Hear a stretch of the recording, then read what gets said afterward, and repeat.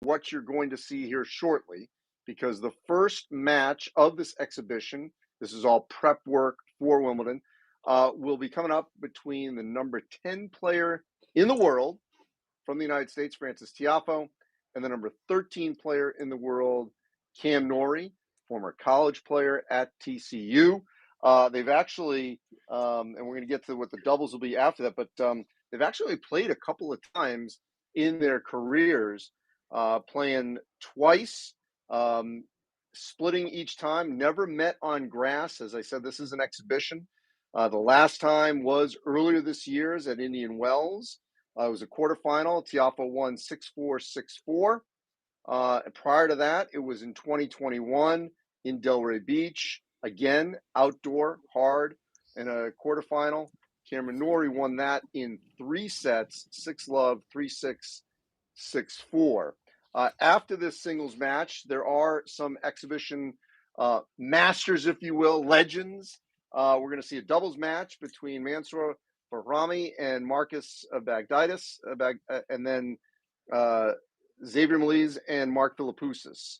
That's on tap for the first day of this event. It is Tuesday. It runs through Saturday, where we've got some legends in singles, and then legends, I should say, living legends who are actually on the tour.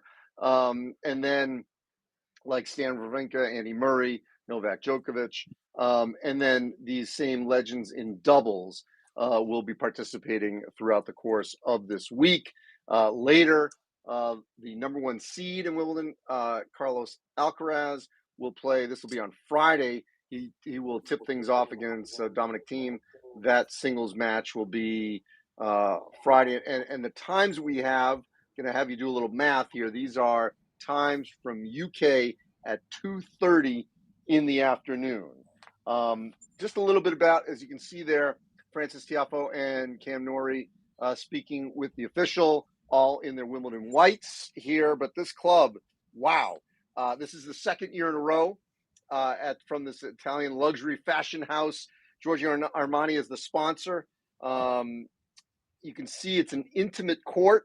This grass court is on the pristine grounds of the Hurlingham Club, and from what is being described, of course, this is a high-end affair, not just shopping, but certainly they're going to be able to really experience all that is grand of this sport. We see this at the Grand Slams around the world.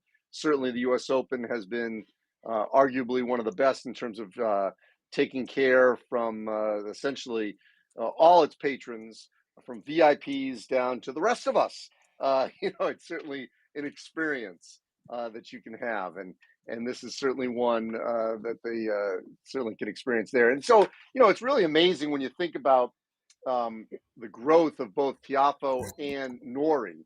Tiafoe this year has had a great year. He's already coming off a championship at Stuttgart on grass. So he's got 2 titles, one earlier this season in Houston, outdoor on clay. And then 2018, he won his first title in Delray Beach. As for Cam Norrie, he's got a title this year in Rio. That one was on clay. In 2022, had a couple of titles. One in Lyon and one in Delray Beach. The first one in clay, I just mentioned. The other one is outdoor. And then back in 21, he had 2 titles, winning in Indian Wells, sort of his breakthrough year, and then in Los Cabos. And again, those were both outside. And here he is, he's resides in Great Britain, and yet still never won a title on grass. Tiafoe obviously is coming into Wimbledon, without question, playing maybe some of his best grass of his career. And it is also worth mentioning that both of these players were in the, had probably their best runs in their home country slams a year ago. Wimbledon for Norrie and for Tiafoe at the U.S. Open. There's no question that they both are sort of ascending at the right time. Want to bring in also Randy Master from TennisONE. He is our host du jour. and we're going to hear from various special guests throughout the course of this broadcast today and throughout the course of the week. Randy, have you ever secured?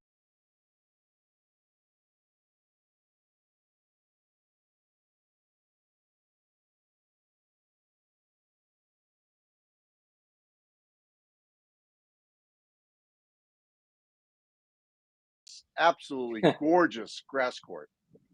Well, I've been to tournaments, Andy. Well, first of all, thanks for thanks for joining us today, Andy Katz.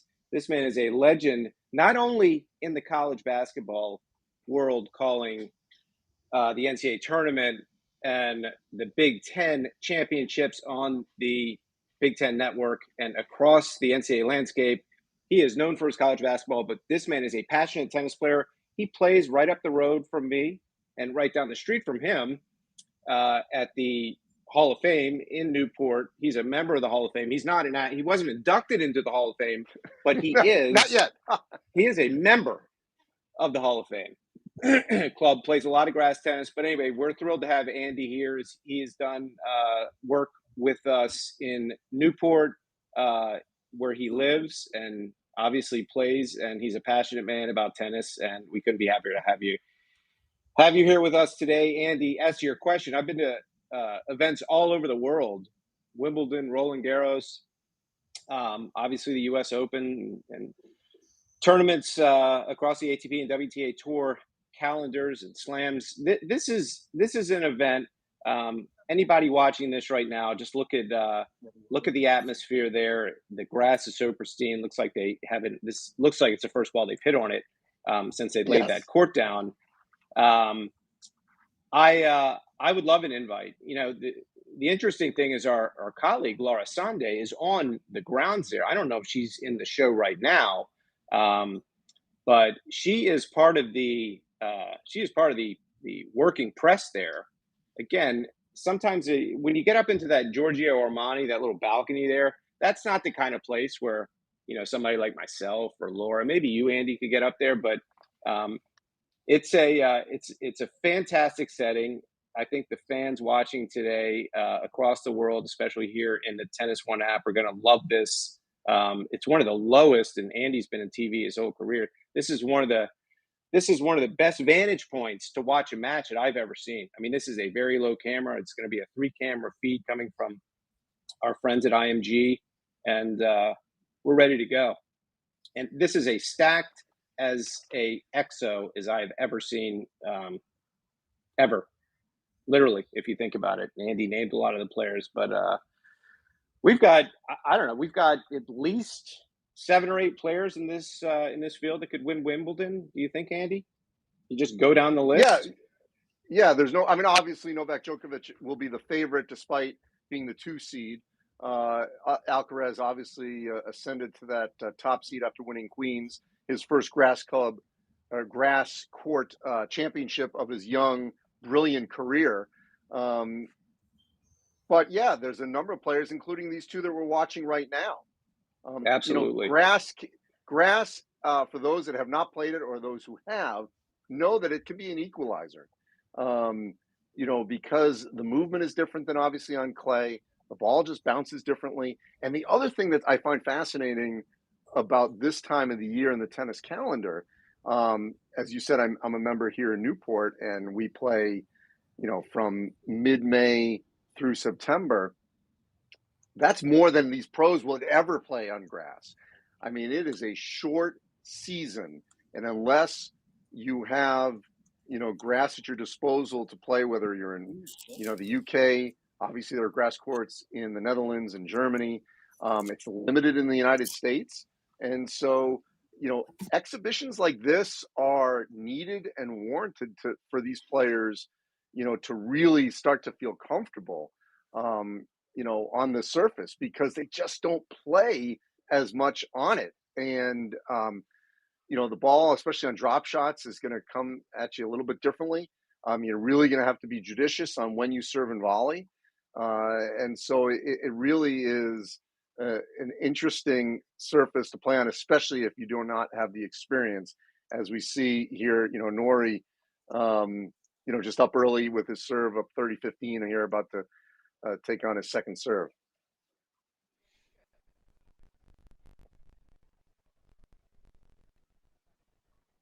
Looks like it's a cool one there today, which obviously is going to slow things down substantially.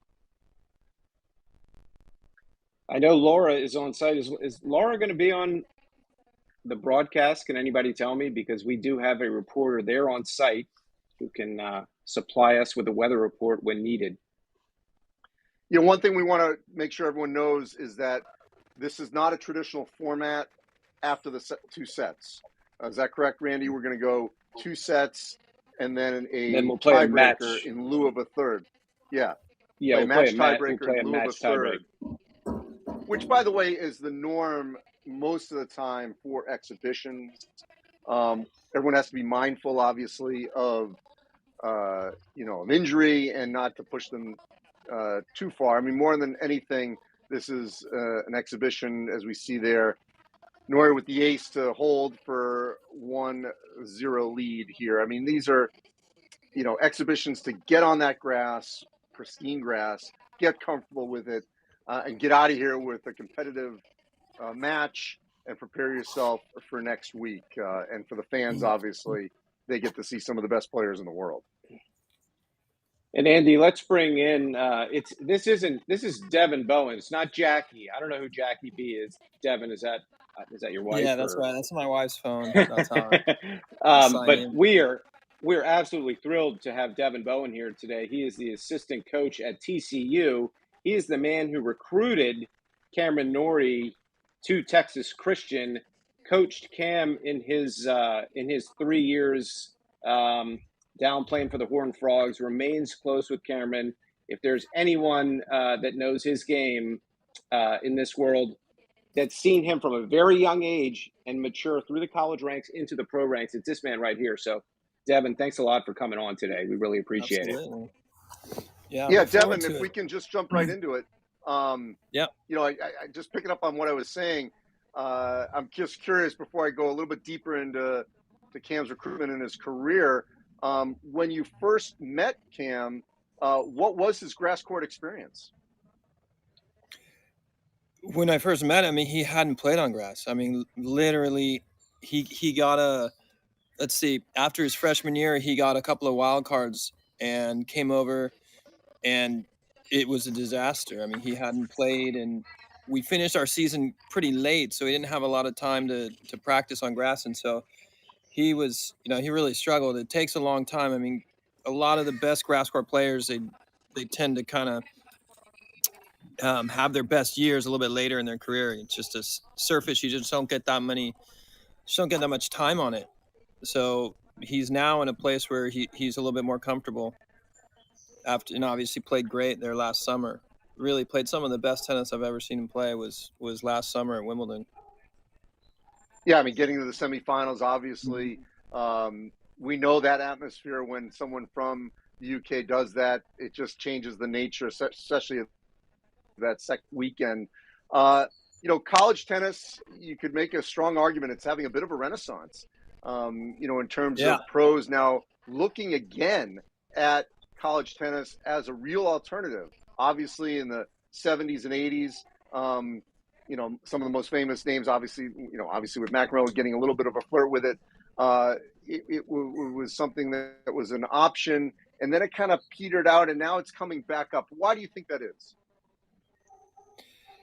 I mean, people, the first answer you get typically is that it's taking players longer. So the career's starting later and ending later. So that fits in with college because players, I think, were worried that those first couple of years, they didn't want to get off to a slow start on the tour. So they thought, well, if I come out of college and I'm 21 or 22 even, I'm a little bit late to the game. And I don't think that's the case anymore. I think just the average age is older.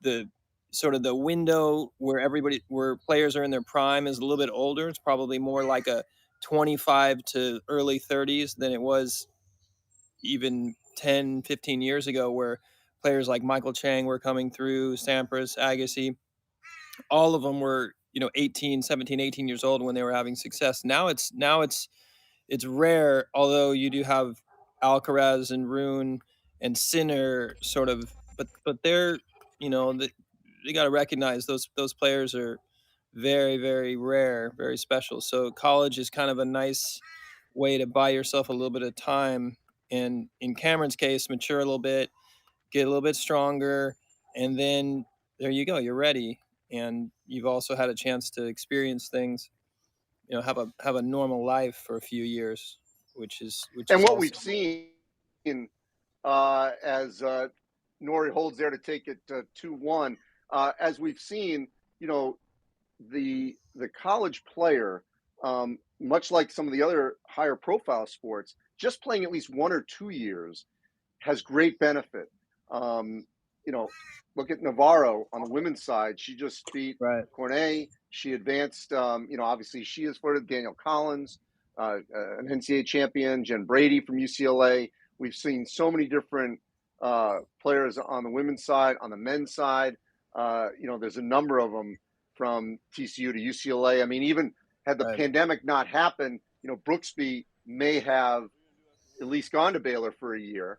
Right. And that might have happened, or so he's another example of a top American elite player that might have at least gone for one season to get that benefit. And one thing that college players have consistently told me is that you get a base of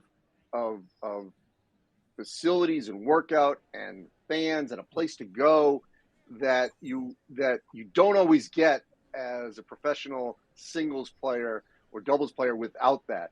So in this example, Cam Norrie knows if he ever wants to go to Fort Worth, he can go to Fort Worth and he can get a workout in and he can get a hit in, and you guys will take care of him, and TCU fans around the globe will support him. Yeah, I mean, there's a lot. I mean, you can get into the details of everything, but one of the things when you're 17, 18 and you do turn pro, you'll have some, usually either your federation or somebody's is going to be backing you, and it's not that easy to say, look, I need 6 months to work on my body. I'm not physically where I need to be.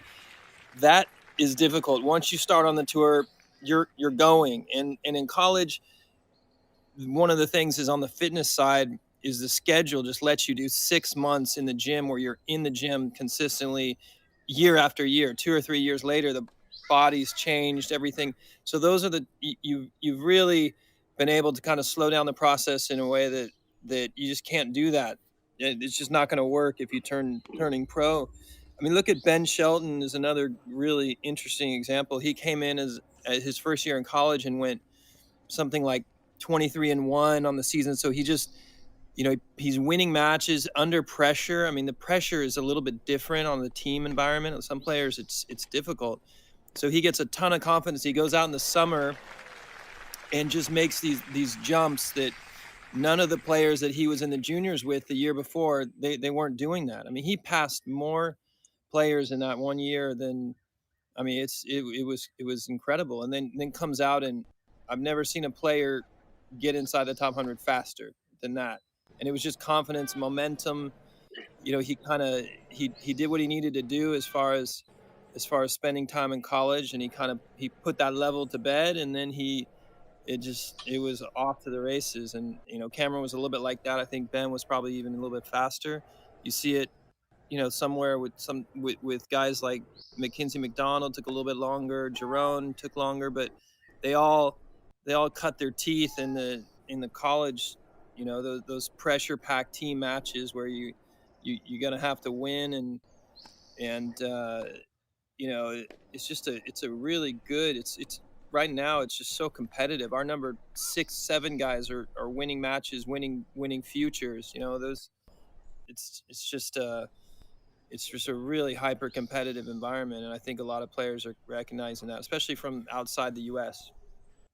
Hey, Coach. So I want to while we're on, go ahead. sorry, Andy. I was just gonna. No, go ahead. Coach, while we're on this topic, just for a second, yesterday Ethan Quinn, the reigning NCAA champion from University of Georgia, just played his freshman year there. He decides to turn pro. A, did it surprise you? Probably not. B, what about Quinn? He's a young American.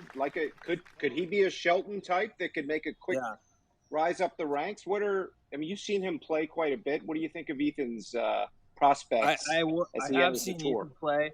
He, the beginning of the year this year, we played him, and our player Jake Fernley beat him 3-3, and he had no confidence. What happened? He's got into the college. He lost a couple of matches, and he was now struggling a little bit. And that environment is so intense that he just wasn't quite the same player. And he started to win some matches in the middle of the season, and then by the end of the season, I think he was playing well. And at NCAA's, we played him again first round. One of our players, Luke Pham, had a match point on him.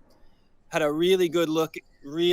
I mean, Quinn got out of jail there in that match, and I remember when he won it, the way he won it. First of all, he backed himself. Some big moments, he went for some shots and made them, which was really, really impressive. And then when he got through that match, I was thinking, yeah, he's going to win the NCAA's. Like he just, usually to win a tournament, there's going to be one match where you kind of, you came back from the brink, and he did that first round. And then in the finals, he was down quadruple match point against another really big server, Styler from Michigan, and he ends up breaking and then winning the final. So he's got so much confidence right now. He's got a huge game. I mean, huge game. And he's one of those players. A lot of players that win a lot of different ways. He puts it. He's like he's going to take it on his racket. He's not afraid to go for shots in big moments.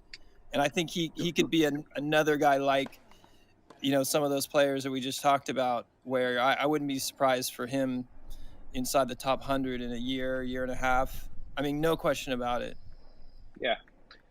And what we just saw there was Cam broke Tiafoe on that backhand winner as he approached, and now he's serving at love. Tiafoe's having some problems with the lefty serve here. He's already aced him a couple times. Good return right there by Francis. Everyone always loves to say about that snap off a lefty, how difficult it is. What makes it, as a coach, how do you coach someone when they know they're going against such a good server, especially on the service right there, as he now wins, only giving up 1 point as he holds and goes up 4-1. What makes it so difficult to go against a lefty like this? Yeah, I mean, the thing is with Cameron's serve, since it's a slice, a court like this low bouncing court is just perfect for him. He gets a lot of help. If it was on a little bit slower surface or a higher bouncing surface, that ball is going to sit up a little bit more. So he's able to use that in the ad side. So it's going to be difficult for players to deal with that. You're going to be playing all your big points where Cameron's going to have the advantage of being able to serve you out wide. The ball bounces awkwardly low, depending. And this grass course looks really nice, but you might, as the tournament goes on at Wimbledon, the bounces can get worse. And so you have a server like Cameron, which I would say he's not a great server. I mean, he's a good server, but on this surface, he's effective. What's interesting about grass too, guys, is that on this, obviously it looks pristine. So there's like not even a divot here. There's no dirt. But at the same time, and we find this when we play on grass, when you are the first match or the early matches, and this happens obviously in Wimbledon, it can be a little slippery at times because there isn't, there's no wear and tear on it. On the flip side, later in a tournament, later in the usage of grass, it changes a little because of some of those dirt. The ball may bounce a little bit differently because it may pop on some of the especially on that service line, and we see that every year. Wimbledon by the 12th day, that service area is just going to get beat up, and so suddenly the ball is going to be playing a little bit differently later in a tournament on grass.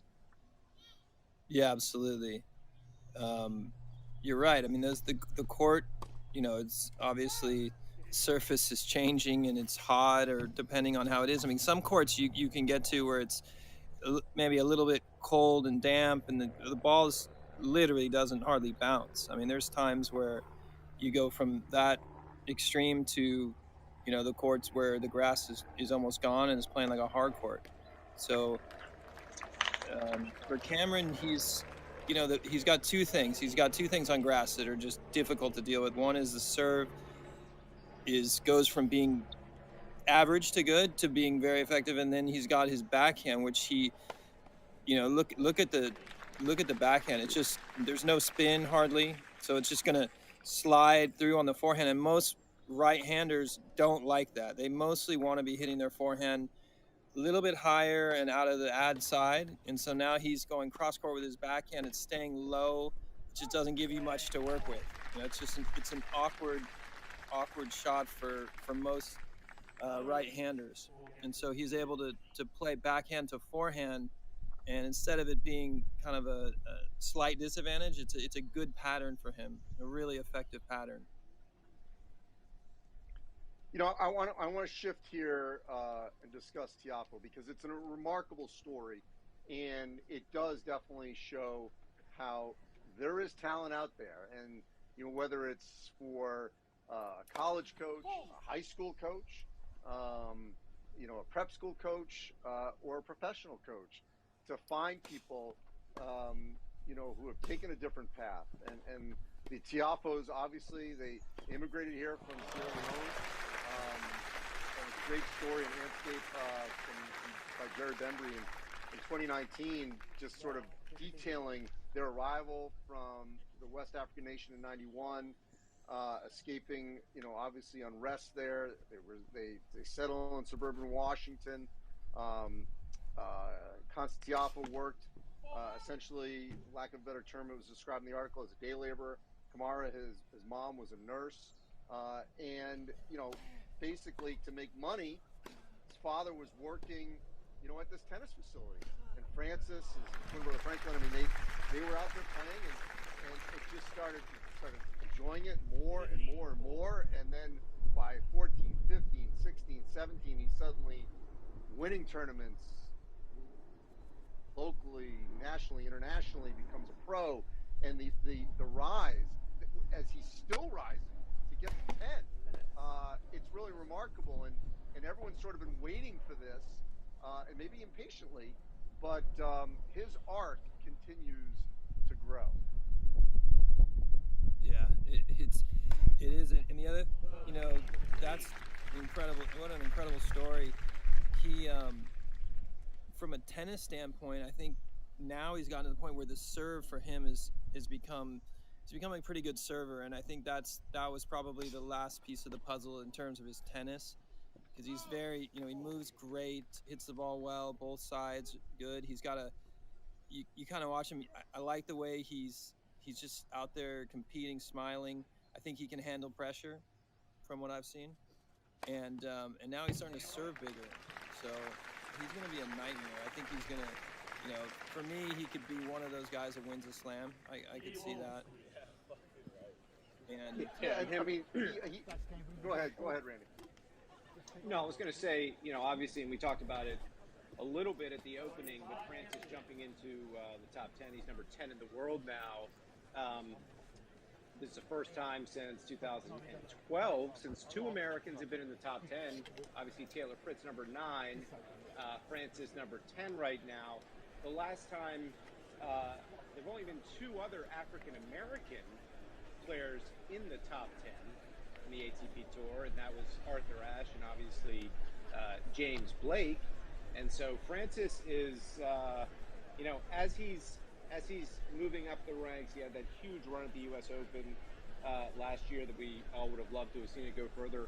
Maybe that's in the cards this year, but he's making history. He's making history, and as Andy talked about, it's an unbelievable story for whoever doesn't know it, where he came from and where he's taken his game, and really what kind of man he's become on the tour. He's just so well liked, and you really don't hear a lot of people say many negative things about Francis Tiafoe. I certainly have never heard it. He's very but just a great well-liked representative among the for our players. sport.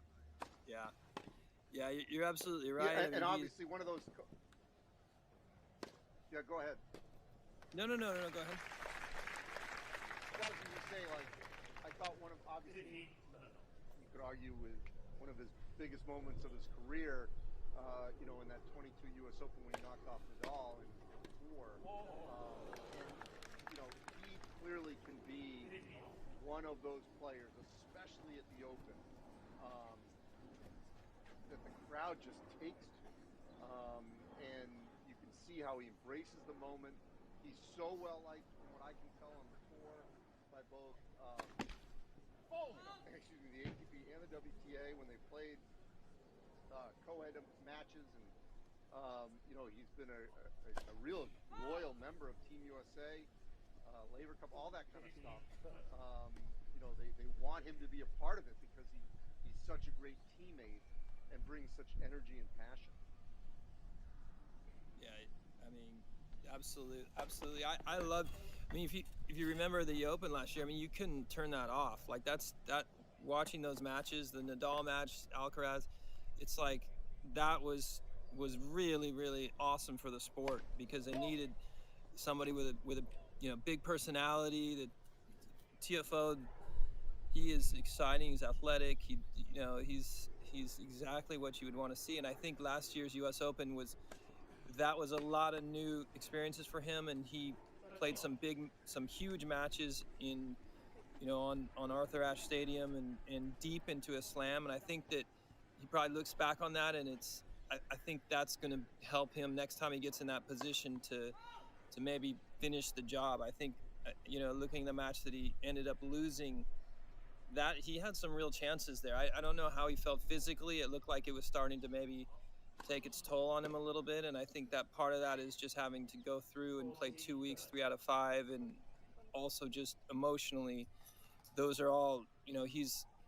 as he's winning, these are all beating Nadal. I mean, how much emotion does that take out of you? I mean, how much and so you get there and you get deep in those moments, and he might have found himself a little bit out of gas right at the end, but I think he'll next time probably be a little bit better suited for those moments and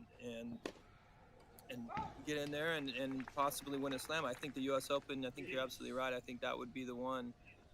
Just suits his game so perfectly. Hey, I got a question for you just from a coaching perspective. You're noticing that Tiafoe continues to serve down the tee. When you've got a lefty like this, why not? What's the strategy in not trying to serve to the corner rather than down the tee, which would be obviously to his strong side on his left hand, when he's on the deuce court? Yeah, I mean, I agree with you. I don't want to coach too much against Cameron, but yeah, I mean, you're right. The one thing is Cameron is going to chip a lot of forehand returns if you off the first serve. So you're going to get a ball that you're going to like most likely. It's not that I don't think Cameron's going to step in and just be ripping forehand returns off his first serve, but positionally, if you serve him wide, you get to at least start the point with the entire court open. You have every option, and so it could be that you might see that a little bit later in the match, bigger points, and at this stage he's down a break and serving him forehand, and then maybe beginning of the second set starts to use the serve out wide. But yeah, slice serve out wide is just so tough to deal with. Even though Cameron's got a great backhand, he's got a better backhand return, very good. You're still reaching there, and it's in your position in the court is just, it's not in a good position. You're out in the alley to start the point, pretty much.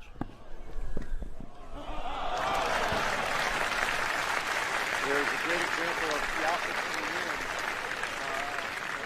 slicing that drop, but he left wide open. The deuce side, and Cameron was up as well with a great winner down there, and there was no way, as athletic as Tiafoe is, there was no way he could catch that one. Yeah, and these are both good movers. I think Cameron's probably a little underrated as a mover. He doesn't, if you look at him, maybe doesn't look like the fastest, doesn't look like always the best athlete, but he's a really good mover, and he also just reads things well, and that makes a big difference. So he's going to be able to anticipate a lot of balls. Tiafoe is lightning fast as well. But yeah, if you come in today in singles, you better hit a good volley, otherwise you're done, pretty much.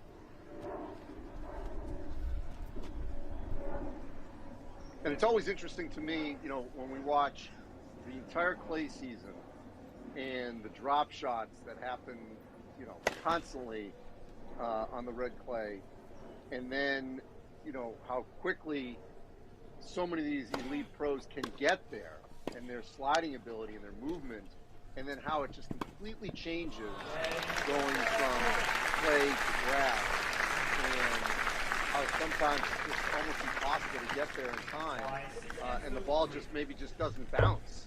It's just gonna stop on the grass, and so it just makes it a difficult opportunity. All right, so we've got one down as Norrie wins rather easily, 6-2. What do we think, guys, of these percentages here? Obviously, Norrie's serving very well with his second serve at 89%, but clearly, timely shots, and you can see the aces there. He's taking advantage of his advantage on the serve.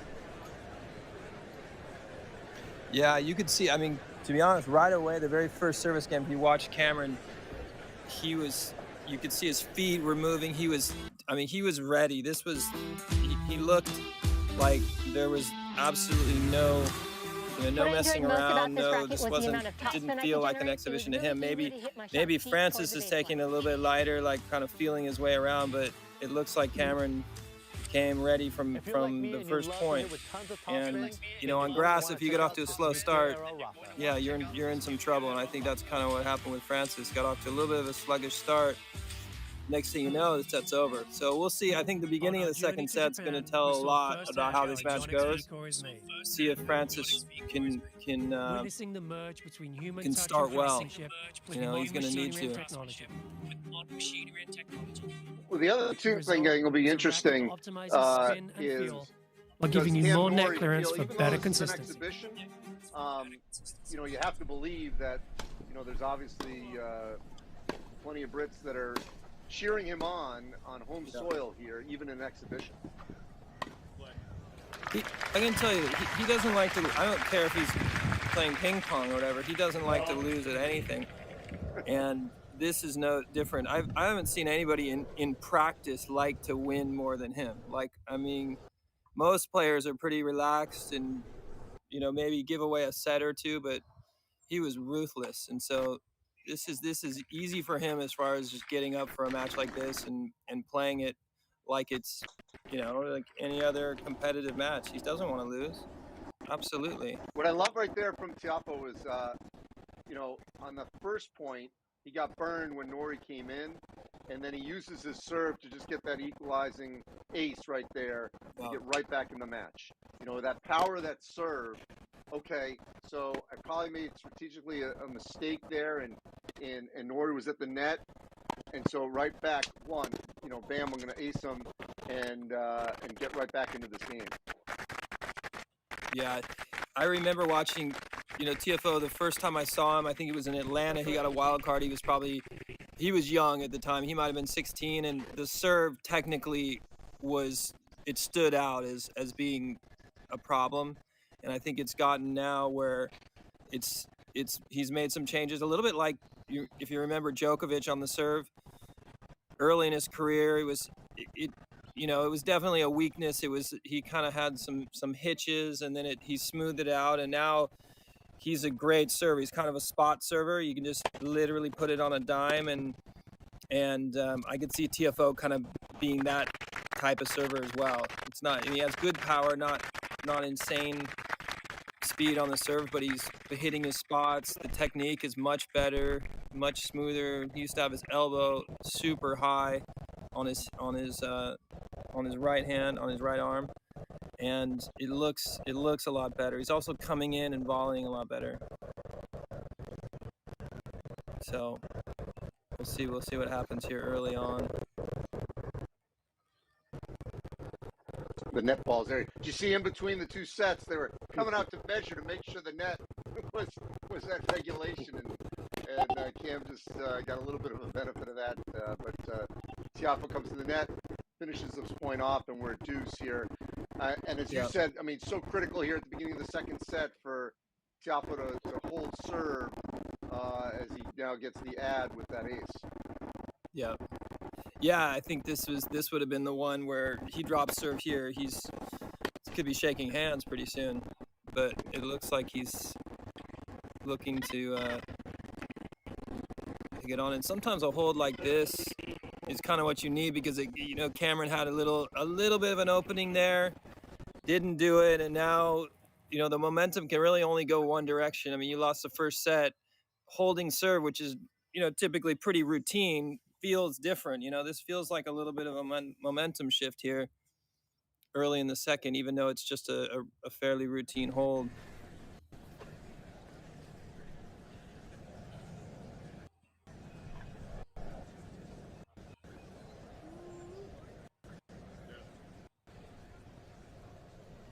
You can see how Tiafoe is it's very chill. He's pretty chill, but I guarantee he doesn't want to lose 2-2 before Wimbledon. I can promise you that.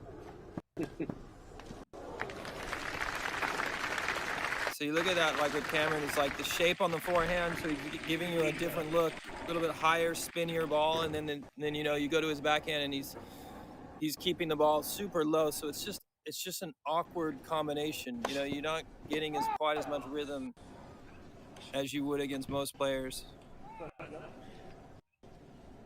And in that first point, you could see how Norrie was controlling the point.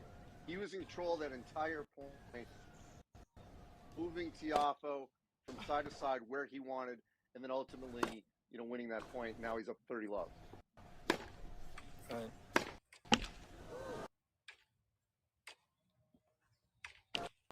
To me, he just looks very fresh right now.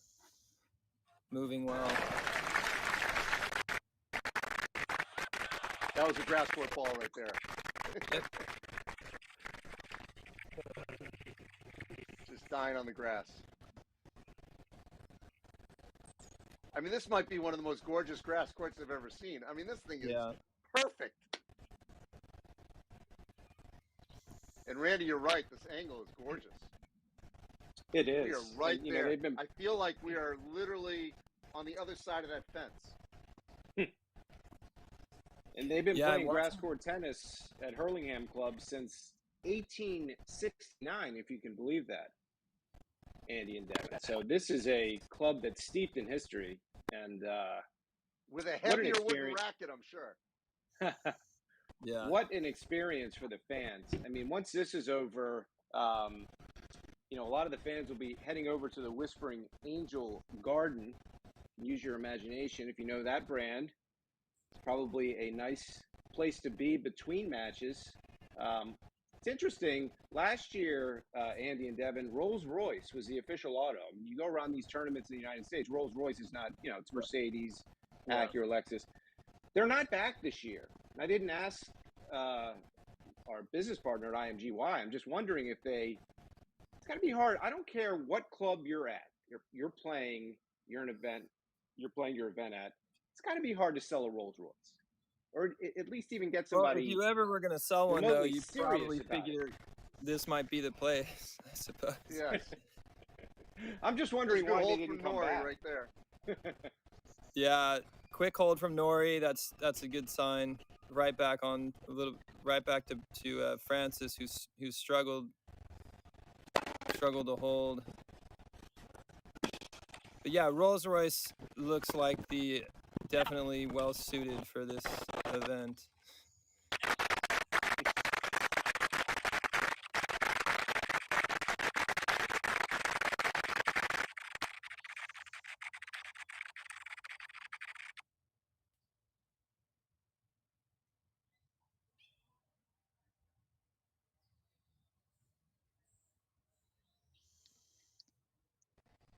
Oh, did he miss that? I think so. Yeah, he did. Yeah, again, it's like, God, I really like the way Cameron's playing right now. This looks good. So how often do you get a chance to see him in person? Usually a couple times a year. He'll come into town and do a training block or something, and his coach Facundo or something, and Cameron will practice, come into TCU and practice, or I normally do see him at Wimbledon. I won't be there this year. David, the head coach, will be there, so we'll catch up. U.S. Open, so I guess a little bit more than that. Probably more like 4 or 5 times a year.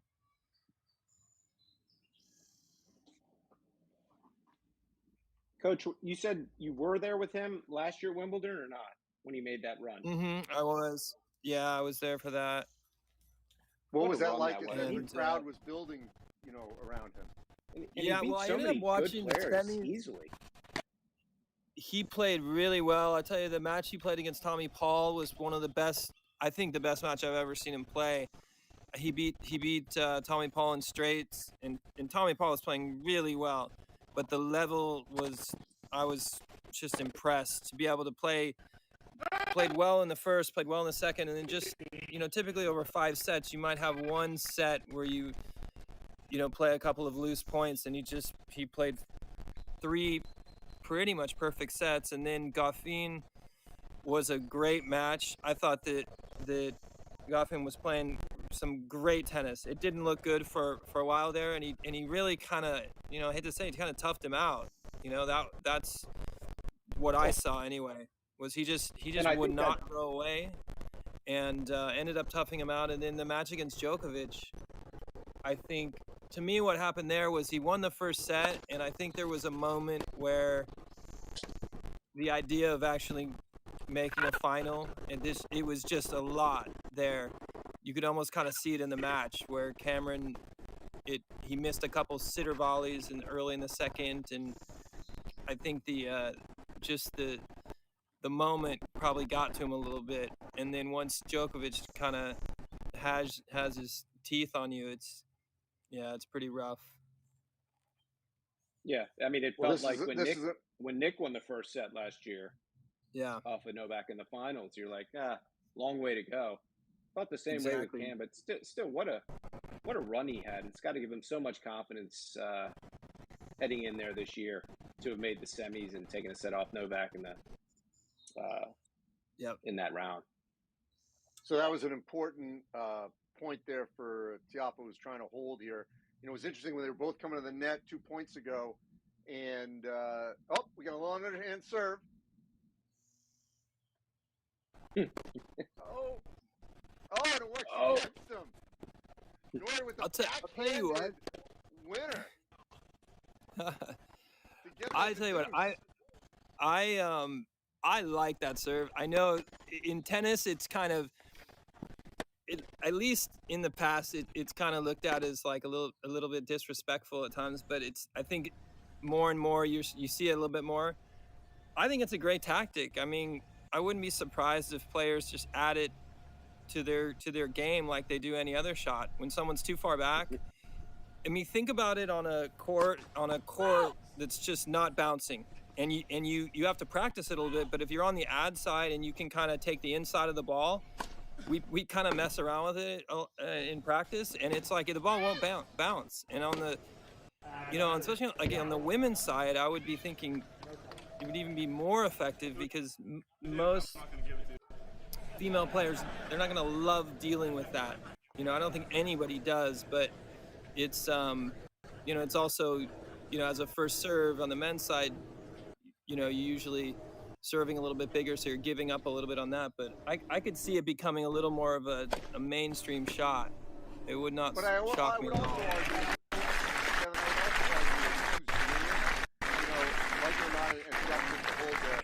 That Kyrgios and Bublik can be polarizing. Vico at tenniswarehouse.com. I think when tennis is the only world differently. Trust us. We know how it is. So maybe it's time to head to tenniswarehouse.com and check out those shoes you've had your eye on. With all the top brands, easy to find the gear you're looking for.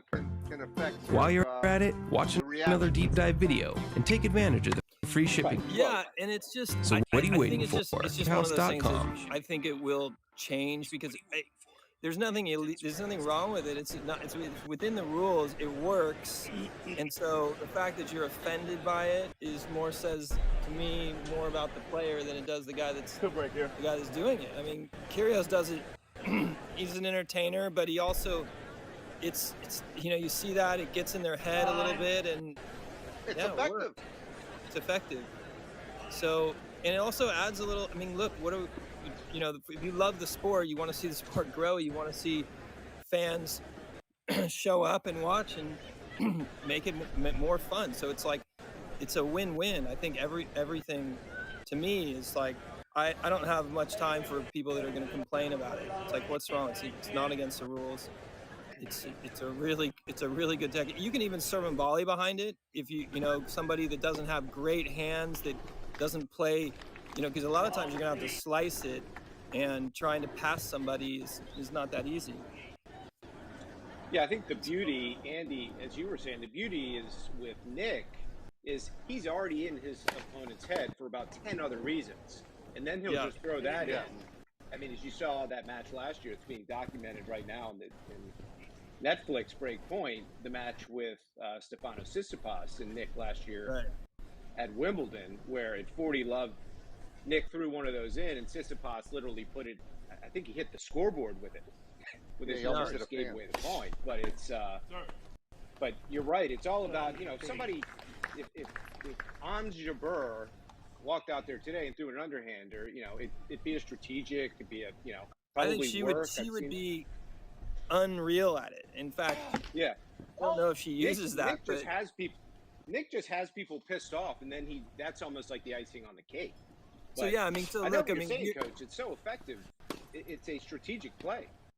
And so you look at the situation with Tsitsipas, it's like, so you used it, the guy tanked the point, and tell me again why you wouldn't want to use it again? Like, it's just obviously a very, very effective strategy, especially if you got to have a little bit of feel, and Kyrgios probably practices that serve more than he does his other serves, so Yeah, and then in the finals against Novak, I think he went through the legs with the underhand. I mean, 2 games into his first Wimbledon final.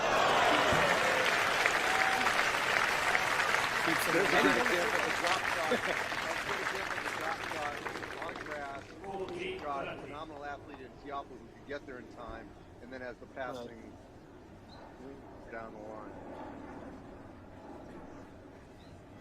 Yeah, the drop shot, I mean, the drop shot's an interesting shot. You look at the way Alcaraz is able to use it. He's so hard to read. I mean, he obviously is pushing guys deep, but I've never seen anybody that disguises it better. Because you see players try and do it, and they just, if you get a player that can see what you're doing just a split second early and gets a jump on it, they're going to beat you almost every time. So the delivery is everything with the drop shot. And so in this case, if Tiafoe sees that coming, he's so quick, he's gonna be there every time. And that was a great backhanded volley drop there for the winner. I mean, Tiafoe was out of our screen, so he had plenty of green space to convert that. Norrie did.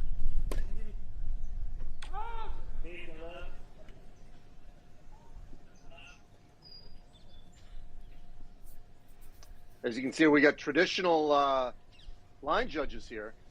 We're seeing a lot of that going away. A lot of it's becoming automated. Right. Which is great. Tough, especially with today. Guys are serving so big and difficult to call lines. Well, and we know cost is a factor. I mean, it's just so hard in the college game to get to a point where that is on a consistent basis, we're outside of maybe championships, I'm sure. Yeah, that's the issue. Even having a full crew is, you can't have a full crew on every match in college. You just don't have the budget for it. So it kind of leaves the umpire in a really tough spot. You have one umpire there calling all lines. It's a tough situation. It is.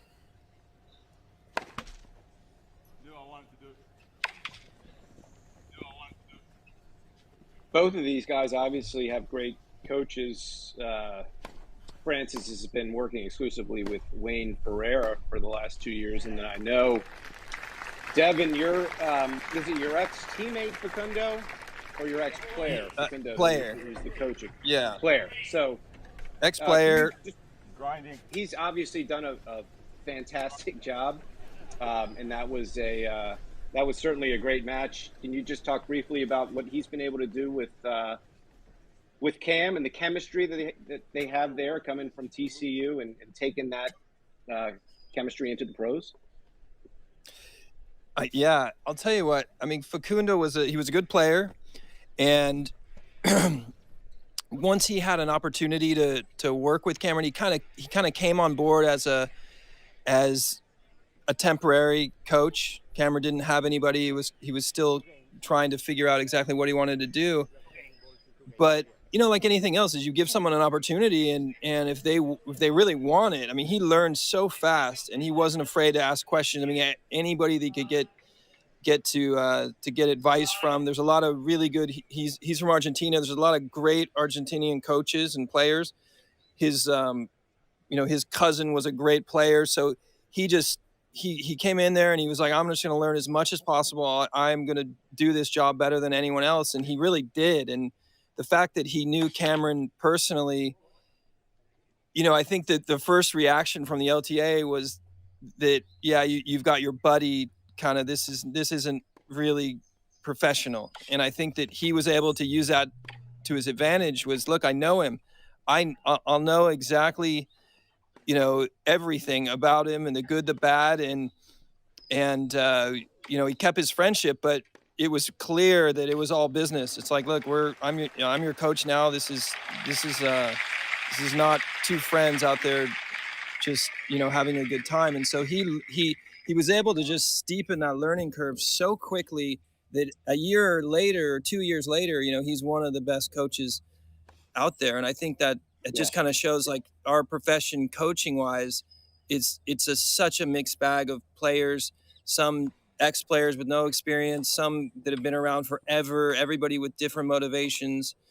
But for him, it was almost kind of like he's a player in the sense that I'm just going to get better and better, and I don't want to be the same coach next year that I was this year. There's no way I'll be better with Cameron, with learning from other players. So I think he just outworked everybody, and I think Cameron was kind of bought into that. He's like, it's nice to see somebody else, not just you in there, but your coach is also willing to go and be there and kind of suffer through it with you. There was never any kind of taking time off, like both, literally, and of course we know what that can mean in some cases with players and stuff. They're just very serious. And Facu, he didn't compromise anything. He was, I just can't say enough good things about him. I think he's one of the best coaches now, literally one of the best coaches. He's young. He's also relatable. It's like you've got kind of your prime in coaching, I think, the same way you do as a player. He's in his prime. Yeah. So we've seen momentum shift here. This is a couple of big points for Norrie to see if he can get back into this game. Otherwise, Tiafoe's going to have a great break here to get back on serve. And Cameron's kind of speeding up here. This is something he did in the past, which wasn't great. It's like break. What's that? I'm sorry, and he gets the break, not to get back and serve, to get the lead here at 4-2. Yeah.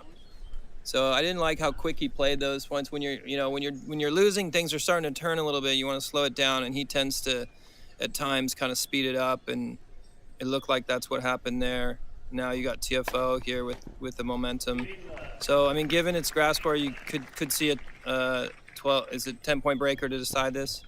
Yes. Yep. Decent chance of that. I wouldn't completely write him off, but you kind of sense the flow of this match right now. It's heading in that direction.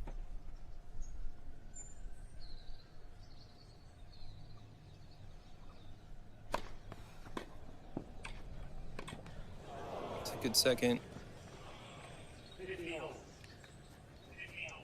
Missed opportunity there for Francis.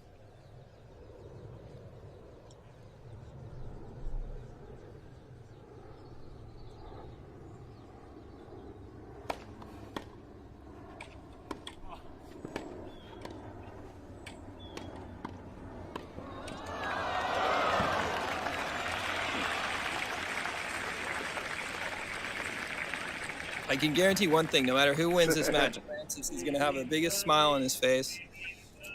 Yes. And congratulating. Sometimes you don't even know if he won or lost. If you looked at the finals presentation or something, he's just such a good kid.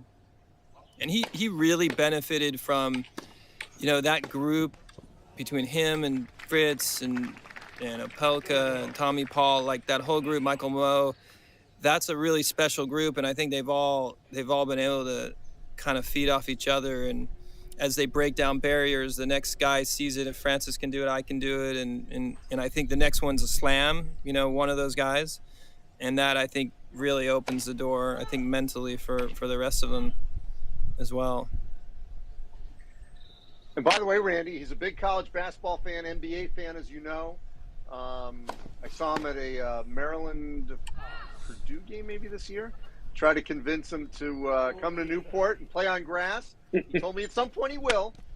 Tommy Paul is coming in a couple of weeks, but I was hoping Francis would come at some point. I think he will get here to Newport, but he's a huge NBA fan. A lot of times during his warm-ups, his practice sessions, he'll be wearing NBA jerseys. Yeah, it was all Luka Doncic yesterday at the All England Club. I mean, I guess you can get away with anything down on the practice courts. I mean, Kyrgios has worn NBA uniforms before. I mean, but Francis looked great in it. I mean, it's interesting that you can actually wear. It's one thing just not to wear white clothing at the All England Club when you're on the practice courts and you're not actually in competition. But I mean, he was wearing a basketball uniform from the Dallas Mavericks. He looked great. I love it. But yeah, he played. What team did he play on? He played on the All-Star team. Yes, Celebrity All-Star. He did the Celebrity All-Star. Celebrity. Quick reminder that we have Legends doubles coming up after. But Rami and Bagditis against Melise and Philippoussis. That's the two matches today. And of course, this is continuing throughout the course of the week. On Wednesday, we've got Andy Murray and Holger Rune, Stan Wawrinka and Wu Yibing, who won Dallas early this year. Then those same Legends doubles come after on Thursday. Cameron Norrie is back on this court against Casper Ruud. And then the doubles will follow after that. And then after that, it's Novak Djokovic and Francis Tiafoe. On Friday, Carlos Alcaraz against Dominic Thiem. And then Sasha Zverev against Lehecka. Do I have that right? Lehecka? Lehecka. Yeah, yep. Then the Czech player. Saturday, we've got Casper Ruud against Dominic Thiem. And then still waiting on confirmation of that second match on Saturday. And then we have the Legends doubles to conclude it. Yeah. All here on Tennis Tennis match. Yeah. That second match will be Luca Van Asch, the young Frenchman. That's the thing. Andy and I have been talking about it the last few days. I mean, you see some of these players, Lehecka and Van Asch, and some of these guys you haven't heard of, and then you look at their ranking, they're ranked like 35 in the world. I mean, these guys are no slouches themselves. But when you have a field like this and you've got 5 out of the top 10, it's like, what's Van Asch doing in here? But that guy can play.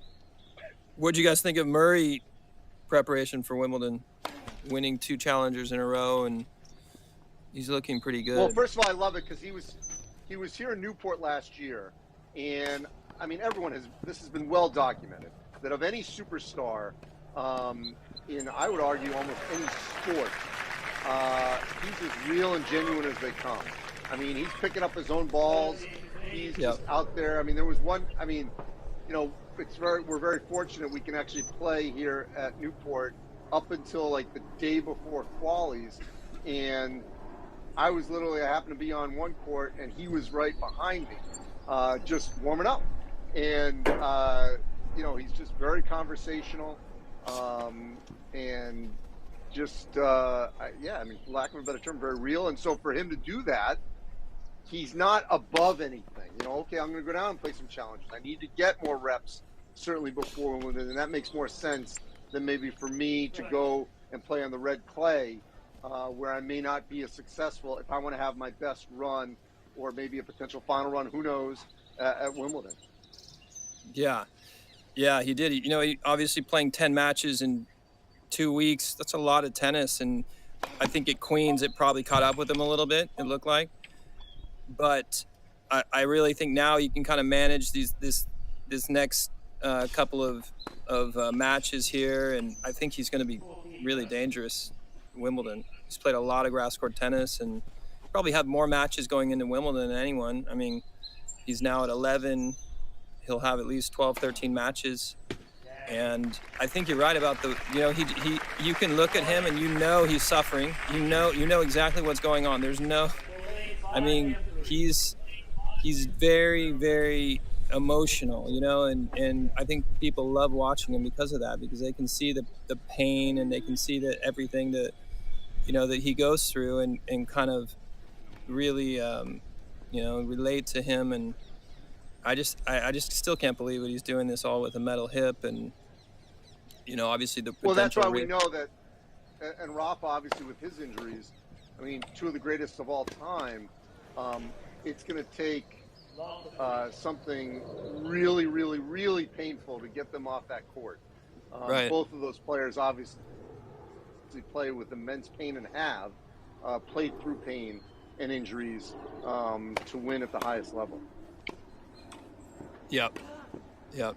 And that kind of shows again, it's like players are pushing a little bit further their careers. It's really, you know, that was just another barrier. It's like anything else. It's like players starting to win in their mid 30s, whereas 10 years ago, 15 years ago, it just wasn't, it just wasn't the norm. You know, everybody kind of figured when you're early 30s, you're winding things up, and now it's like you've got a whole bunch of players playing some great tennis, and obviously Murray just doing it because he loves it. I mean, I just don't know that he just doesn't know anything else. He just loves it. He loves it. Probably at this point, the whole pain and the soreness and stuff is just like all part of it. All stuff that he's just completely embraced, and he's willing to go out there and put his body through it again and again. 5 sets. He just can't get enough. Is he playing doubles this year at Wimbledon? I don't know the answer to that. I don't know. I wouldn't be surprised. I mean, so Tiafoe's 2 points away from getting us to that 10-point tiebreaker. Yeah, you kind of feel this one coming. Coach, I spoke too soon. What's Cam's relationship with Andy Murray?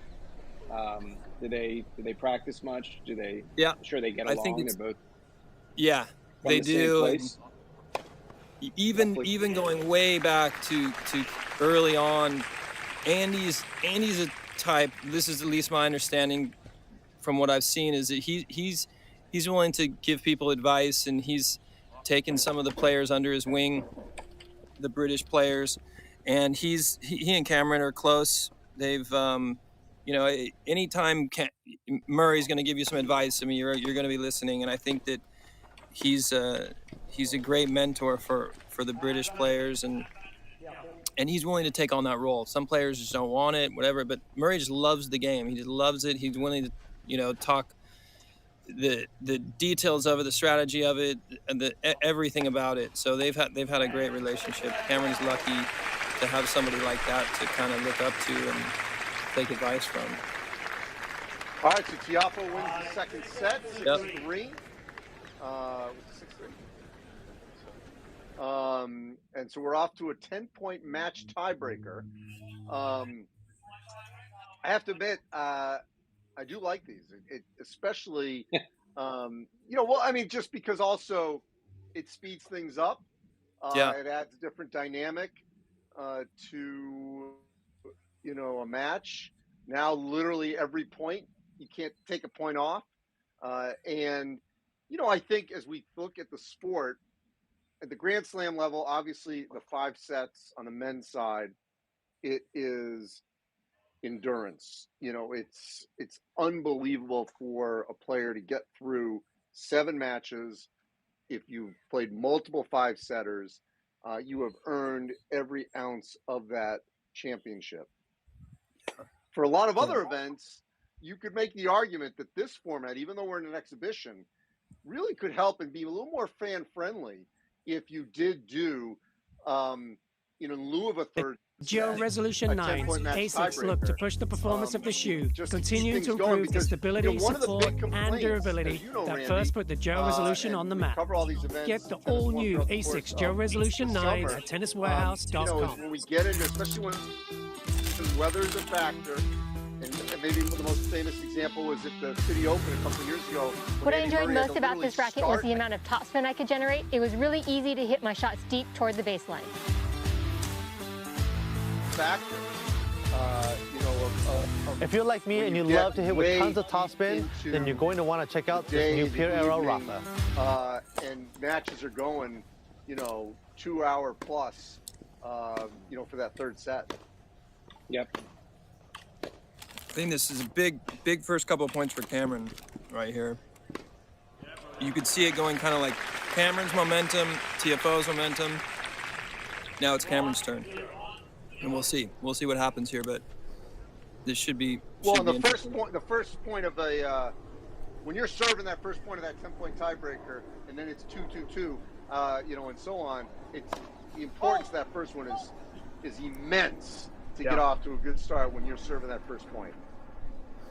Yeah, but I think you're absolutely right. Shortening the format in some way that, tennis it's such a traditional sport that there's going to be a lot of pushback to any changes, regardless of how obvious they might seem.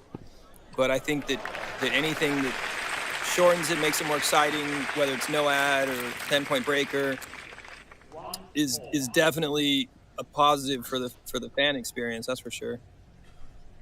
Well, and I also think for the players too, I'd be interested to see. Unfortunately, there's no real union to get their real voice on this, but. Right. So often they are stuck in the locker room waiting and waiting and waiting, and it just messes up your whole prep. Okay, I'm supposed to play, roughly around 4 o'clock, and now I'm not playing until 5:30 or 6. Well, I ate at noon, and now I've got, my routine is completely off because of when I started my whole, prep for this particular match, which now has extended beyond what I anticipated. Yeah, I mean, there's times where you're in a situation where it's, say match point, a second set tiebreaker, and you're like either 1 point away or another hour away. And that happens a lot. Yes. You don't see that. I can't think of too many sports that are like that. And it does make things difficult. You just have to be willing to just understand that, you and the other guy are going through it and just handle it better than one other person. That's all you really need to do. But yeah, and I imagine for television as well, it's always tricky. Probably you got these time slots, and all of a sudden, you go way over or go way under. It's not going to be. It's not great for television either. All right, so Norrie holds there, and we are on serve here. They're playing quick, or is it just me? It just seems like nobody messes around between. No, they are.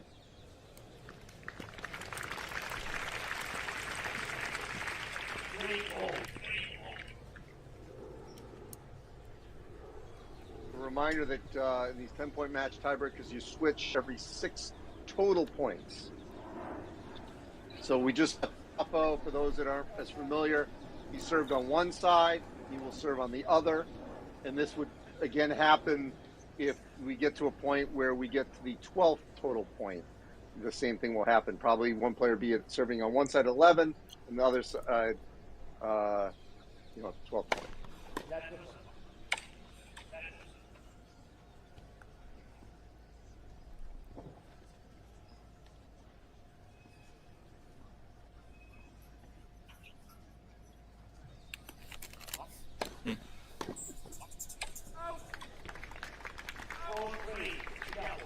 So Tiafoe holds 4-3. No. So we're playing grass court tennis now. No breaks. Yes.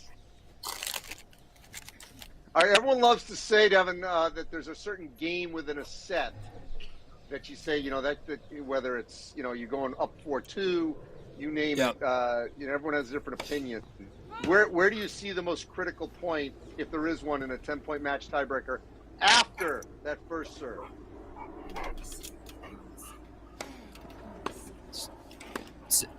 After, sorry,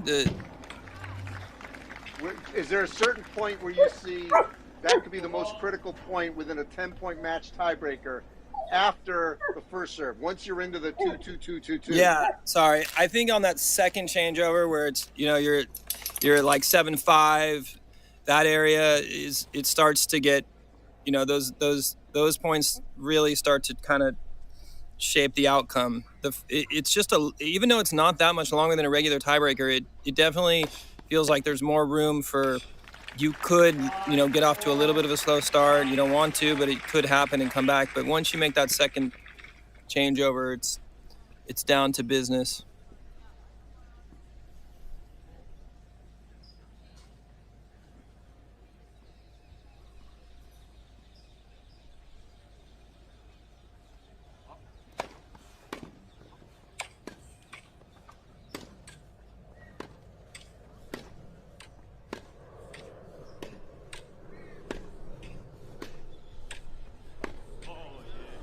Good point. Ooh.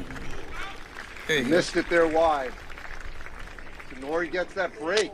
The critical break here in the 10-point match tiebreaker.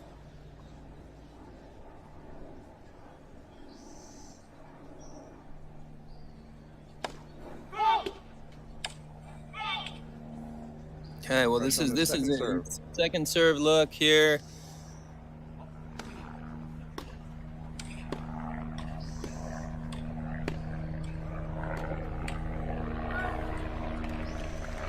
That was a good ball. Go wide. Not an easy ball for Tiafoe. That was a critical hold. So same situation will happen here. Norrie will serve one on this side, and then they'll change over and he'll serve on the other. So he's serving to the ad court here, and he'll serve from the deuce side on the other side. Oh, there you go. It's like, I'm sure Francis probably knew that was coming, but you hit your spot there, and it doesn't really matter. It's just such a good serve on this surface.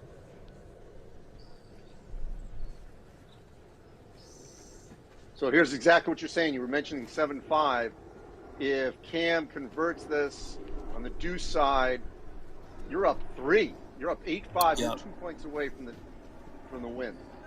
I think this is the point right here. At least for Francis, this is a must-win point. Yep. But he's on the deuce side. A lot easier to return.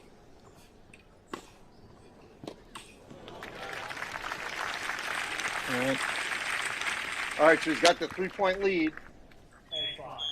Yeah, so if he can take one of these two, it's over.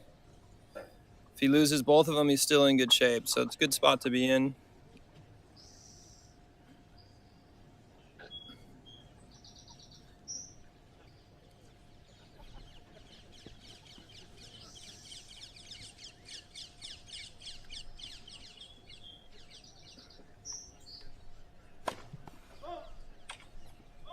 Second serve coming up for Tiafoe. Not a good situation for Francis right here.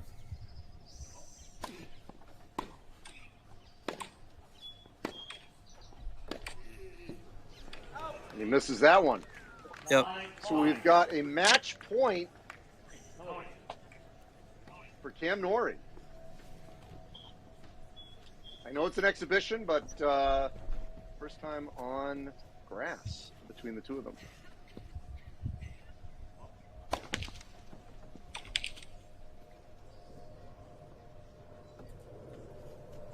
Didn't serve very well in this tiebreaker, if you think about it, Francis. I think that was the difference.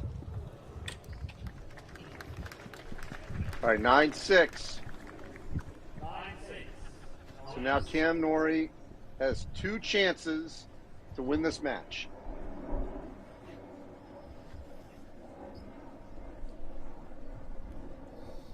And you start out serving from the ad side. What do you think, Devin? It's going to be another one of those sliders wide? Yeah, we all know where that's going. Here we go. Second serve. Called it. He just missed it. Yes. And he gets it. Yeah. On his home turf, Cam Norrie. Go Frogs. 10-6 victory over Francis Tiafoe here at Hurlingham. Great effort from both players. And they're both going to play another match on this court this week. Against guys you may have heard of. That's right. Tiafoe's going to go against Djokovic on Friday. No, on Saturday. Thursday. Thursday. Oh, I'm sorry. Looking at my days here. Thursday. And Cam Norrie will be playing on that same day against Casper Ruud. And we're going to keep it here. They're going to do the on-court interviews. Are we going to be able to hear them? Fun. I believe we are. Oh, okay. Or I stand corrected. All right. Well, Devin, we really appreciate you joining us this afternoon. Thank you. That was a lot of fun. Thank you. Yeah, Devin. Appreciate your time. Come in anytime, and Coach Roditi, and love to have you back. All right. You guys take care. Thank you. Well, Randy, I'm going to turn it over to you as you segue us into their little break into the doubles, but I appreciate it. Thanks, Andy. Enjoyed it, and we'll see you. We'll see you tomorrow. See you tomorrow. Thank you, everyone. Thanks, Andy. Hey, Laura.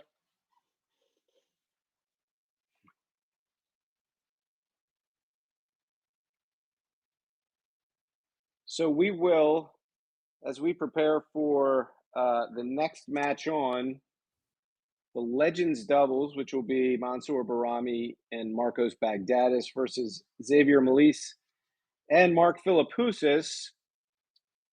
We will stay right here, and maybe we should hear from Laura about what's been going on there today at Hurlingham. On the grounds, she is. Hey, everybody. What a great site this is, first of all. Very intimate, but there's lots going on. I saw croquet. I saw bocce ball. I saw tennis. Many things. There's lots of tennis courts, hard and grass.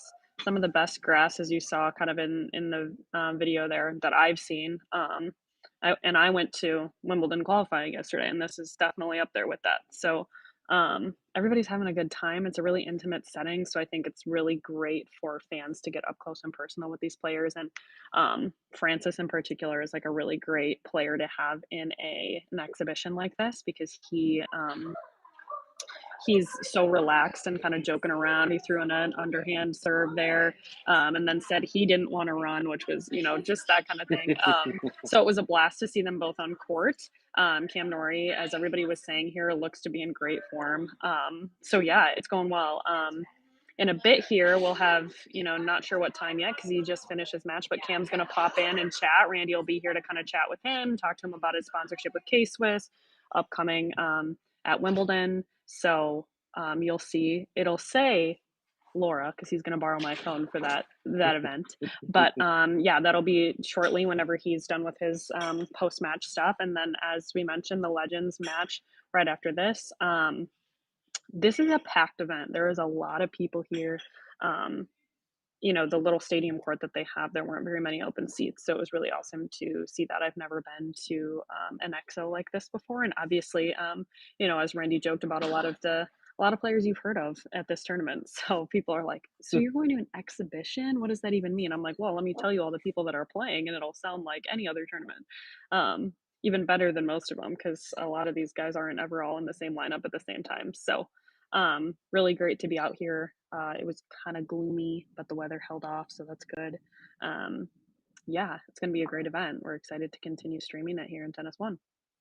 Yeah, and we have got a long way to go. That was just the first match, and it was a good one. Went to a match tiebreak. Both players obviously feeling their way, into the grass there at Hurlingham, and then and then obviously getting ready for Wimbledon next week. So imagine having two guys, Cam Norrie and Francis Tiafoe, two guys that arguably have somewhat of a chance to win Wimbledon. I don't think they're anybody's favorites, but two guys that are in the conversation for sure.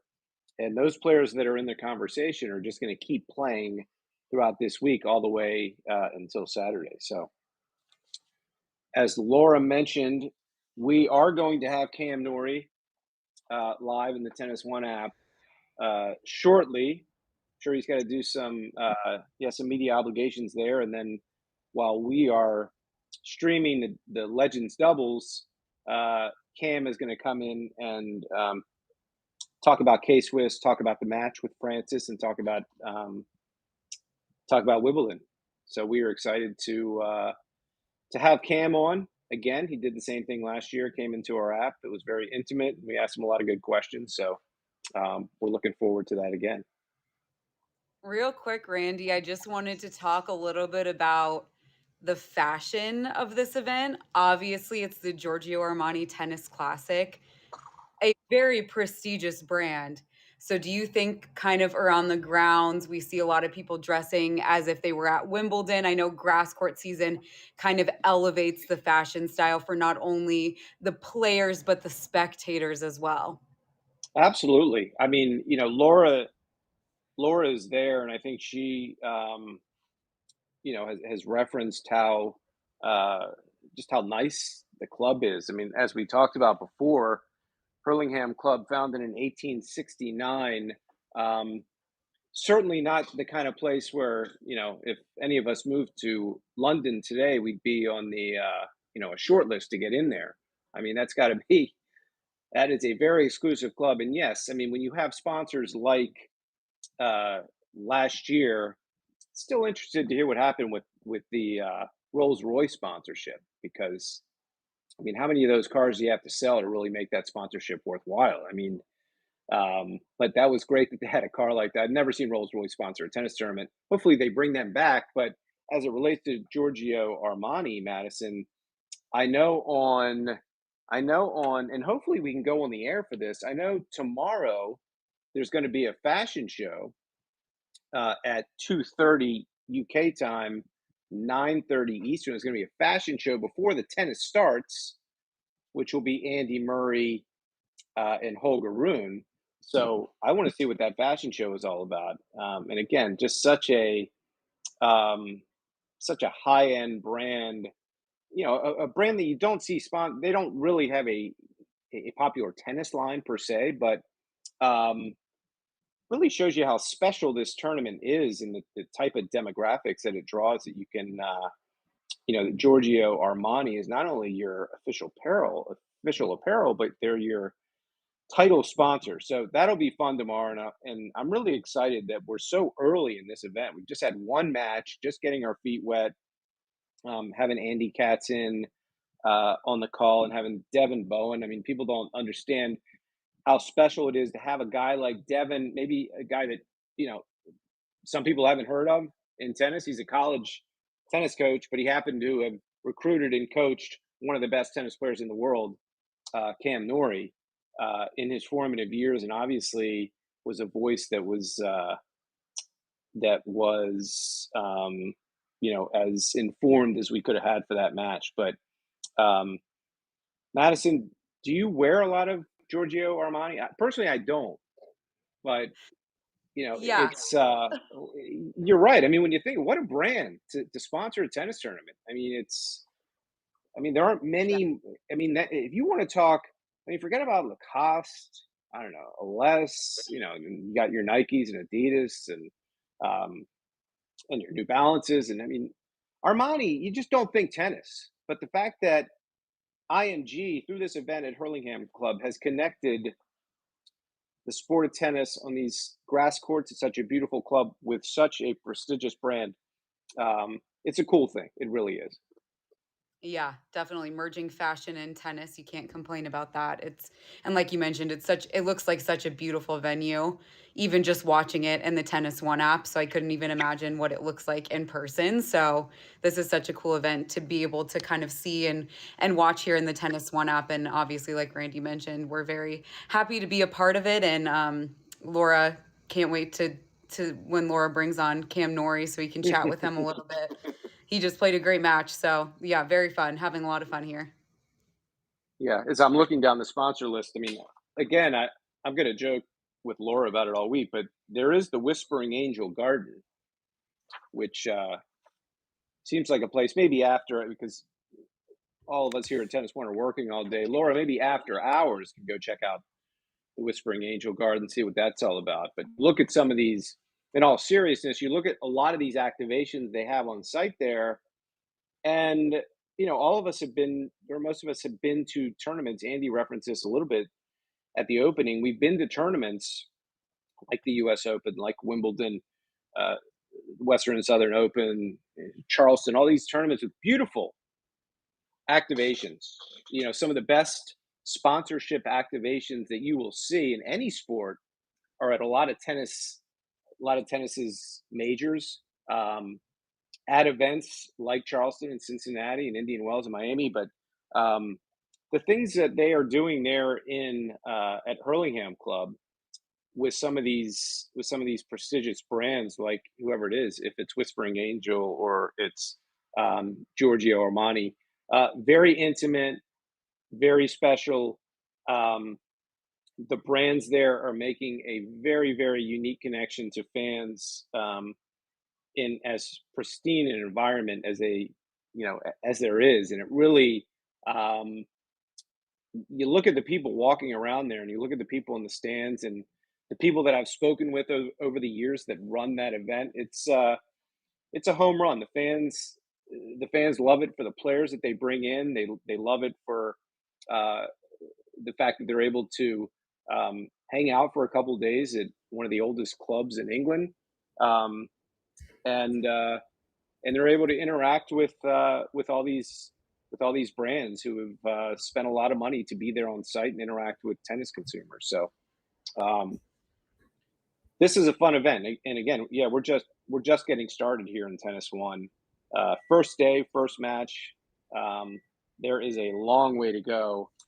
And from a player standpoint, and we've talked about it enough today, but actually not. We need to keep talking about it. Novak Djokovic in the lineup here. Carlos Alcaraz. By the way, Carlos Alcaraz is the number 1 player in the world now. Novak Djokovic, number 2, but Novak obviously is going to be the heavy favorite at Wimbledon just because he's won it so many times. Casper Ruud, Holger Rune, Francis Tiafoe, who you just saw, he will be back in action again on Thursday against Novak Djokovic. Sasha Zverev, Cam Norrie will be back again on Thursday. Andy Murray, 3-time Grand Slam champion, local favorite. Dominic Thiem, we haven't even mentioned Thiem. Oh, by the way, he won the U.S. Open back in 2020. Help me, Madison. I meant 2020 or 2019? I think it was, oh gosh, let's confirm.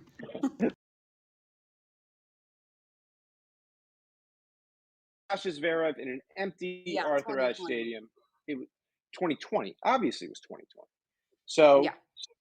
And then, and the list goes on and on. Stan Wawrinka, no slouch himself. He's 87 in the world right now, but he's also won 3 slams. I counted up the slams this morning for all of these guys that are playing here at Hurlingham, 31 slams between them. Obviously, one guy has most of those, and that's Novak Djokovic. He has 23 of the 31. But then you have Carlos Alcaraz with 1. You have Andy Murray with 3. You have Stan Wawrinka with 3. And you have Dominic Thiem with 1, the 2020 U.S. Open. So 31 slams there at Hurlingham Club this week. So yeah, and just touching real quick, I'm curious. So in an exhibition like this, you know, players like Djokovic, players like Carlos Alcaraz, how to what level are they playing at an exhibition match? Like, are they fully, you know, at pretty top tier level, especially this being pre-Wimbledon, or how do they kind of come in and prepare for playing a match like that? Well, first of all, is there tennis going on? It looks like it to me. No, we can. I just didn't know if the doubles had started. It looks like and it. Then I'll answer the question. Okay. Hold on. Dan?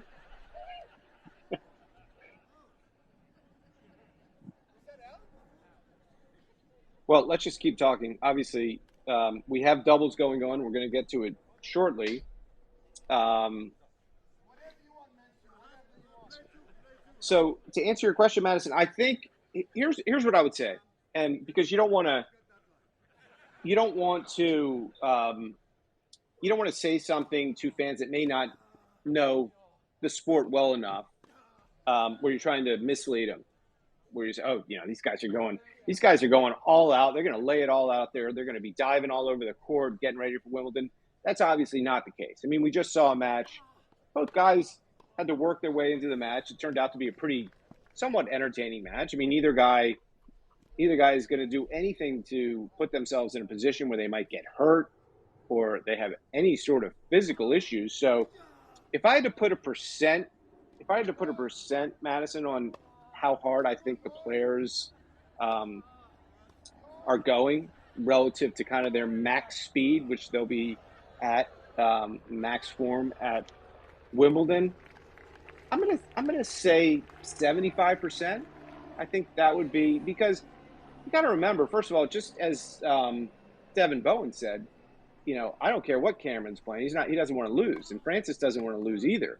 I think when I say 75%, I think 100% mentally they're into the match, because they're getting ready for the biggest tournament of the year. So they're not going through the motions. I mean, mentally they're completely dialed in, and they're thinking about, you know, what they need to work on getting into next week. And I'm sure they've got some different things that they're breaking out, whether they're playing against, you know, Francis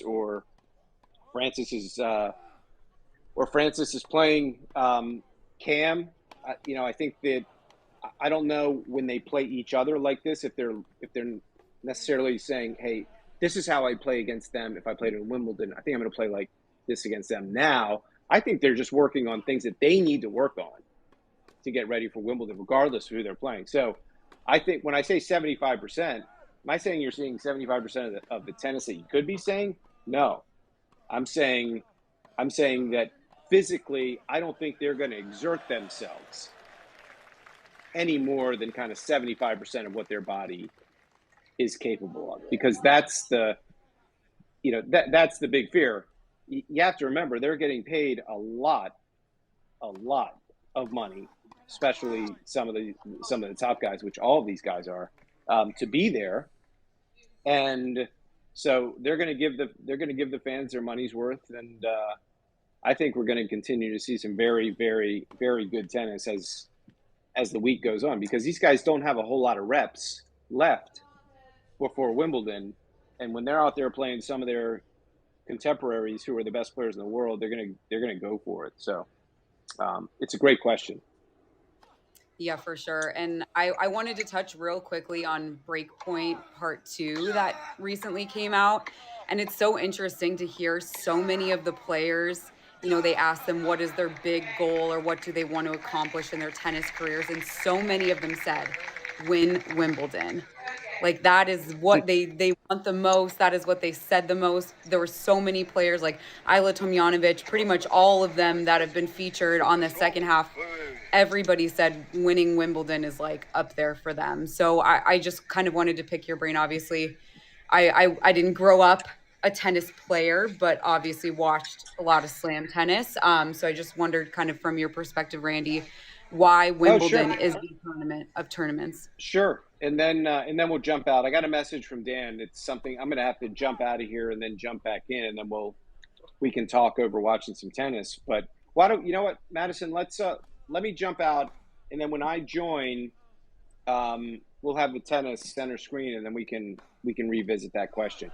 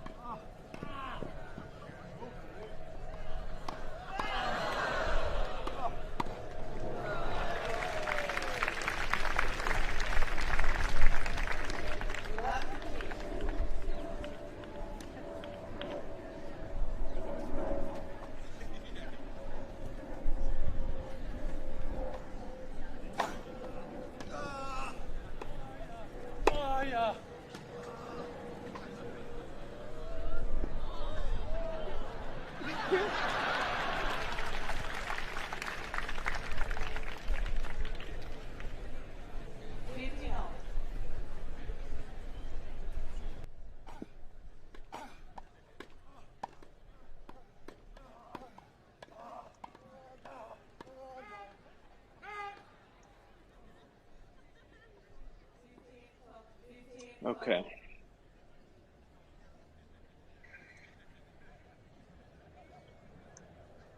Okay, so here we are. Oh, right on serve.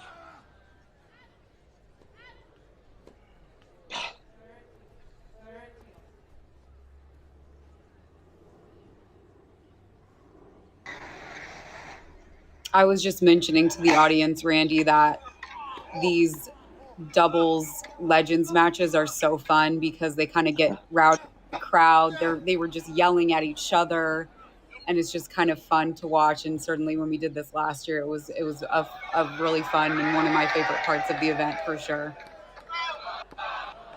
I mean, this is a blast. I mean, first of all, whenever you have Mansour Barami on the court,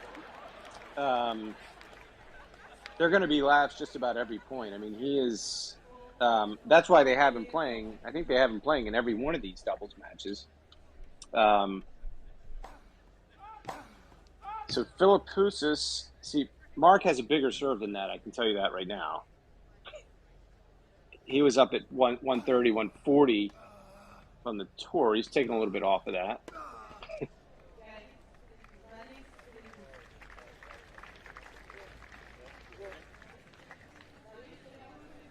So where are we, 2-1, Madison?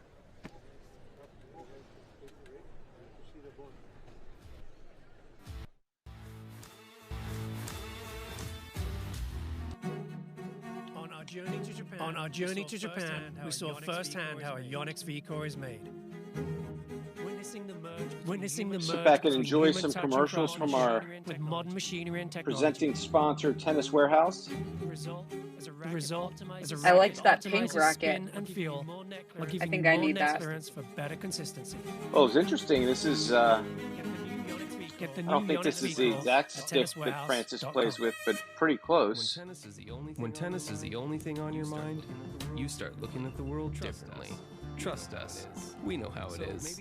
So maybe it's time to head to TennisWarehouse.com and check out those shoes you've had your eye on. With all the top brands, we make it easy to find the gear you're looking for. While you're at it, watch another deep dive video and take advantage of the free shipping we offer. So what are you waiting for? Head to TennisWarehouse.com.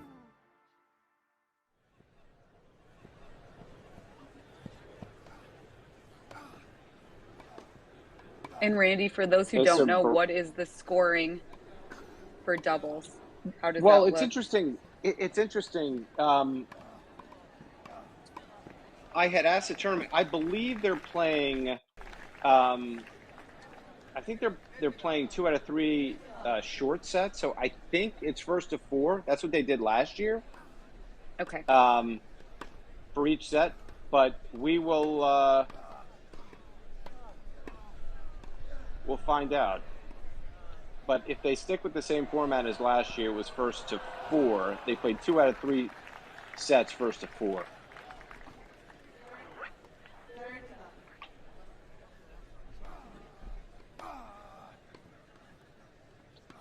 So there's Barami. See, he'll do something funny.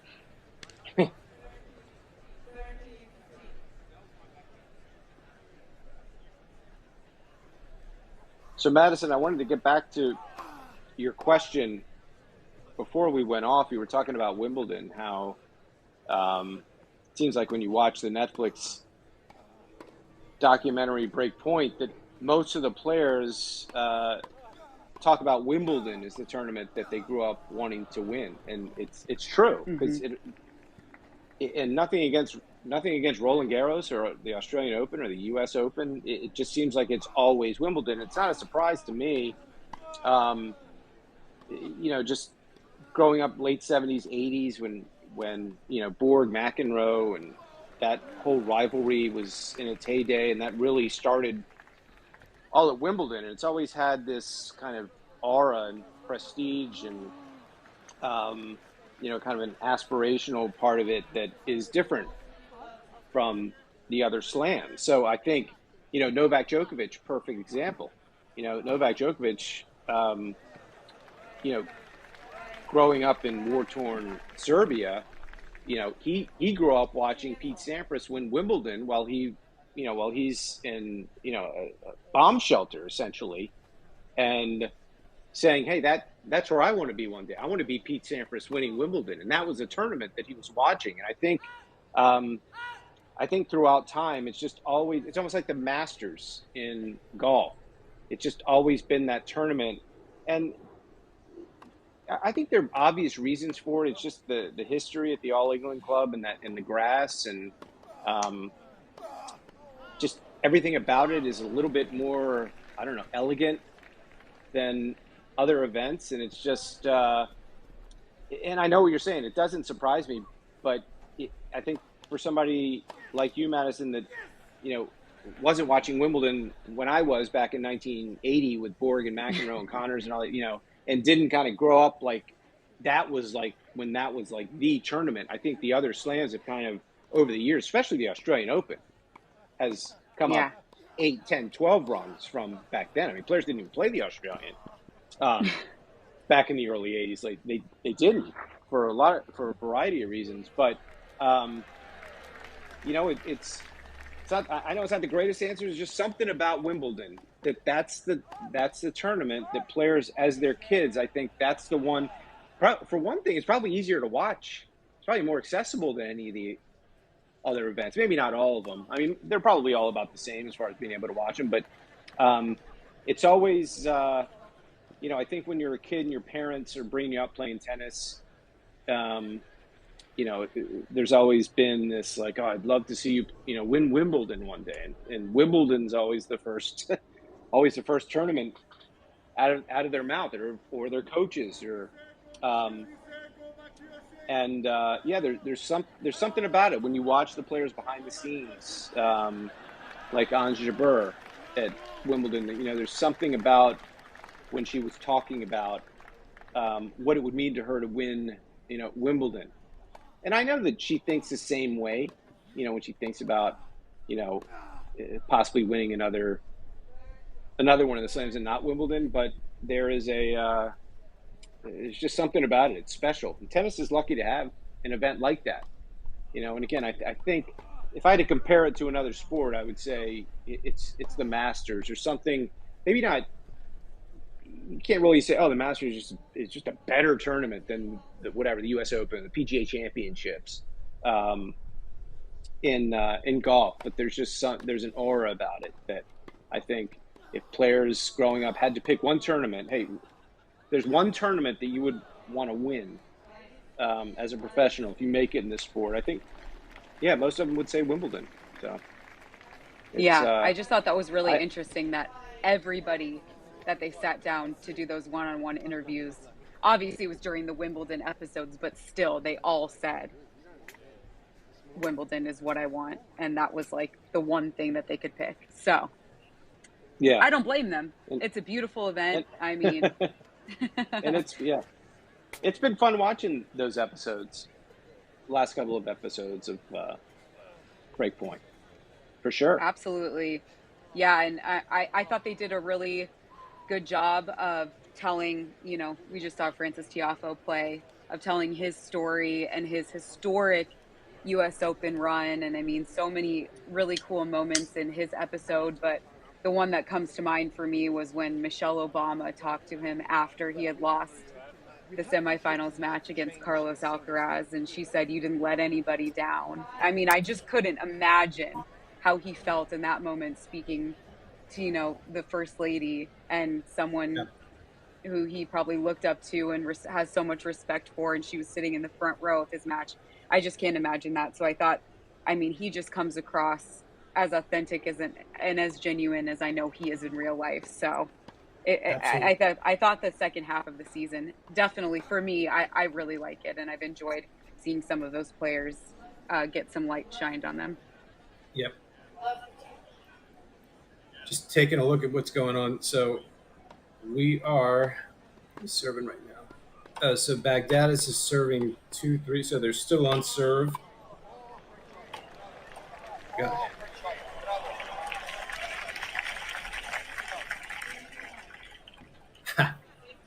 I mean, if you really watch closely, you see some really funny stuff. Like a guy will be turned around and they'll just slap a ball at his back, and it's really anything goes out here. I mean, I think the tennis could actually be better than it actually could be, much better than it actually is. But just because they want to put on a show,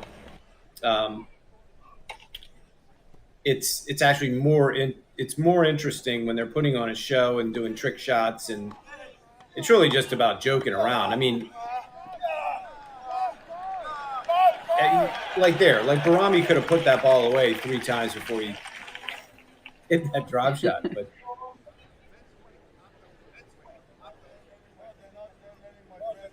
Marcos Baghdadis, if anybody want to Google him, you can watch him break more rackets consecutively than any.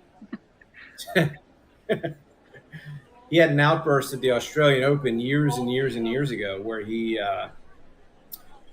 made a changeover. He just lost it. It was like, Kyrgios like, but worse. If I was like the behind the scenes person, I would bring that up. But he broke about 10 rackets. He broke about 10 rackets in one sitting at a changeover at the Australian Open. He seemed to have mellowed out a little bit over the years.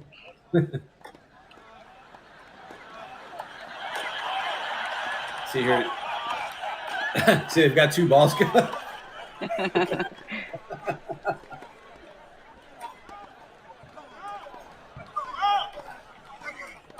Oh, so now they're going. Oh.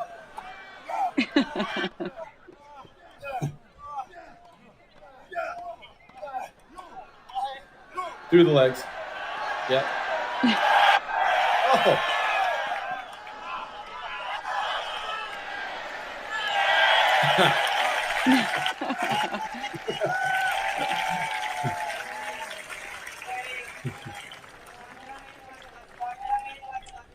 And Randy, if I remember correctly, last year, did they kind of switch up the doubles pairing throughout this event?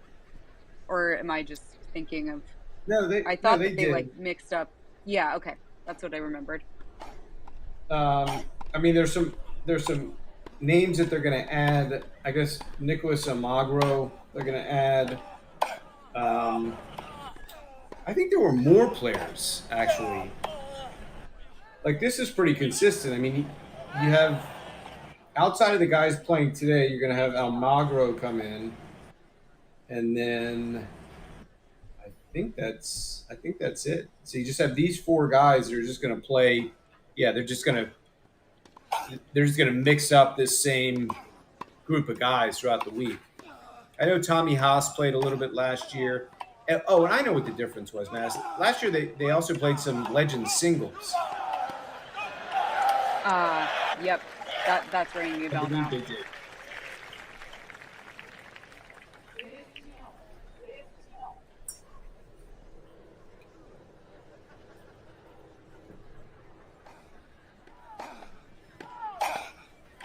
So we're about to see. We'll find out. We'll find out after this game what the actual scoring.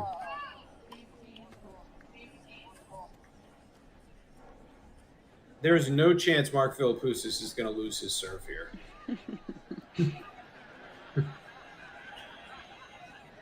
Why is he looking at the balls? I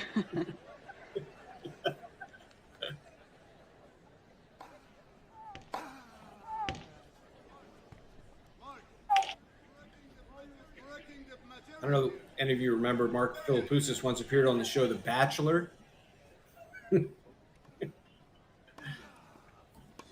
Was he a contestant, or he wasn't the actual Bachelor, was he?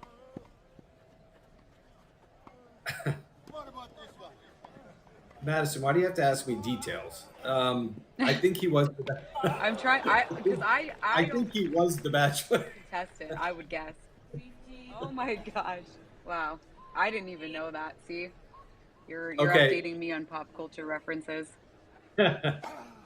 Okay, there's no way Philippoussis is going to lose his serve here.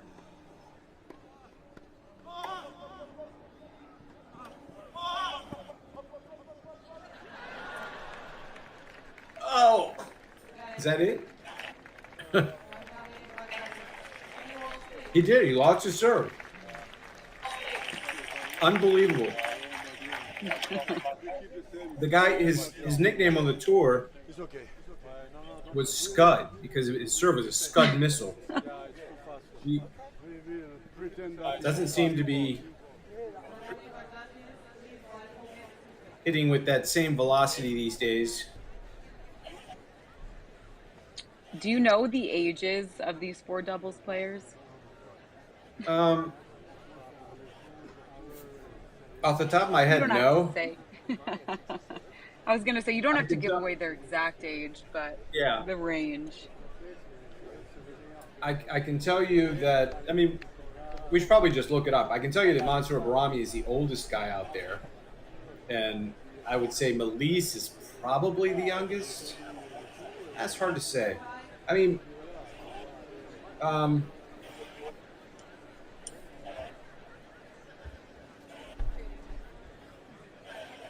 don't we look it up? Yeah, I'll look it up right now.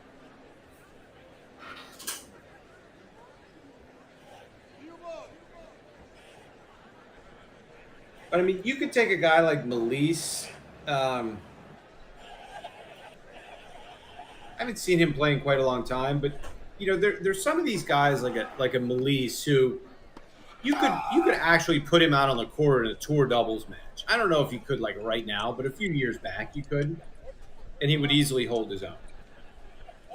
So Melise is 42, for those wondering. Yeah. Philippoussis is 46. And let me take a peek at the other team. Do we know? Oh, there it is.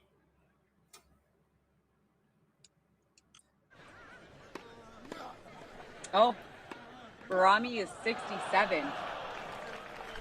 That is quite impressive. That is quite impressive.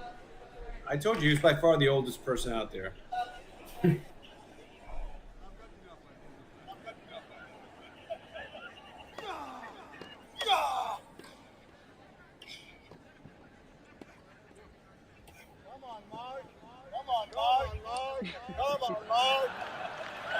So is it win by 2, the first of 4 games, or I maybe believe they're not playing that way? I think they're just playing a regular set. If Okay. Now if I had to guess now, maybe they're playing an 8-game pro set. I think Madison, since it's the first day and it's the first Legends and it's different from last year, I'm perfectly fine with just figuring this out on the fly. Yeah. I mean, there's sure. because if somebody wants to watch Legends doubles, I mean, first of all, I love watching this stuff. I think it's really entertaining. Plus, I know these. I watch these guys when outside of Barami, I watched these guys when they were all in their prime. So, so I enjoy watching them. I mean, look at that.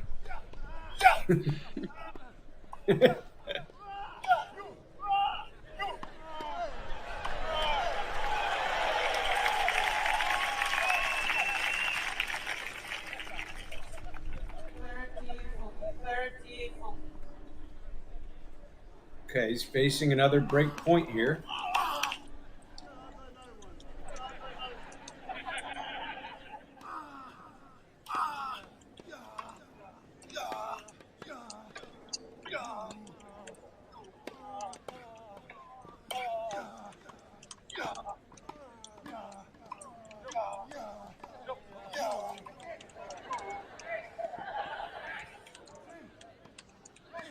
See, he's not even going to try a tweener. Oh.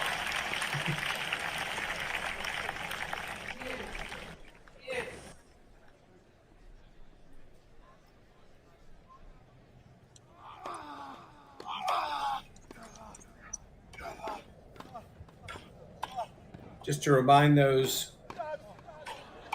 watching this match, our colleague Laura Sande is hastily tracking down Mr. Cameron Norrie, who is set to appear in the TennisONE app crowd live when he is ready, making a special appearance on behalf of our sponsors at K-Swiss.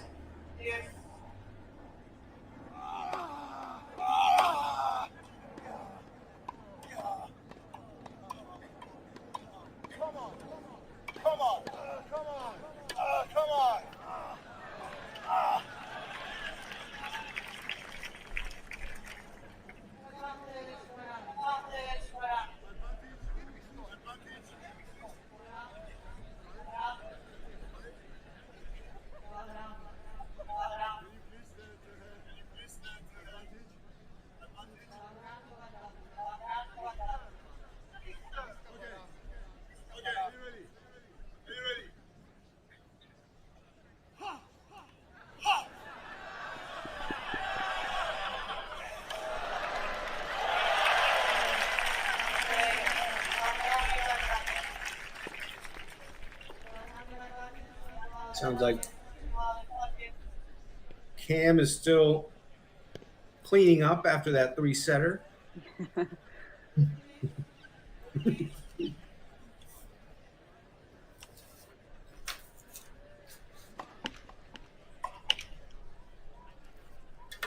going to have Cam for about 15 minutes. I'm sure he will be heading back to his... Actually, it would be fun to ask him if he's... I guess he stays in Wimbledon Village, even though I know he lives in London, but it'd be interesting to see where he stays during the championships. Yeah, where he's going back to. And I remember last year, hopefully we'll get to see something but last year he did show us a couple pieces of his fit for Wimbledon from K-Swiss. So I wonder if we'll get to see anything like that again this year.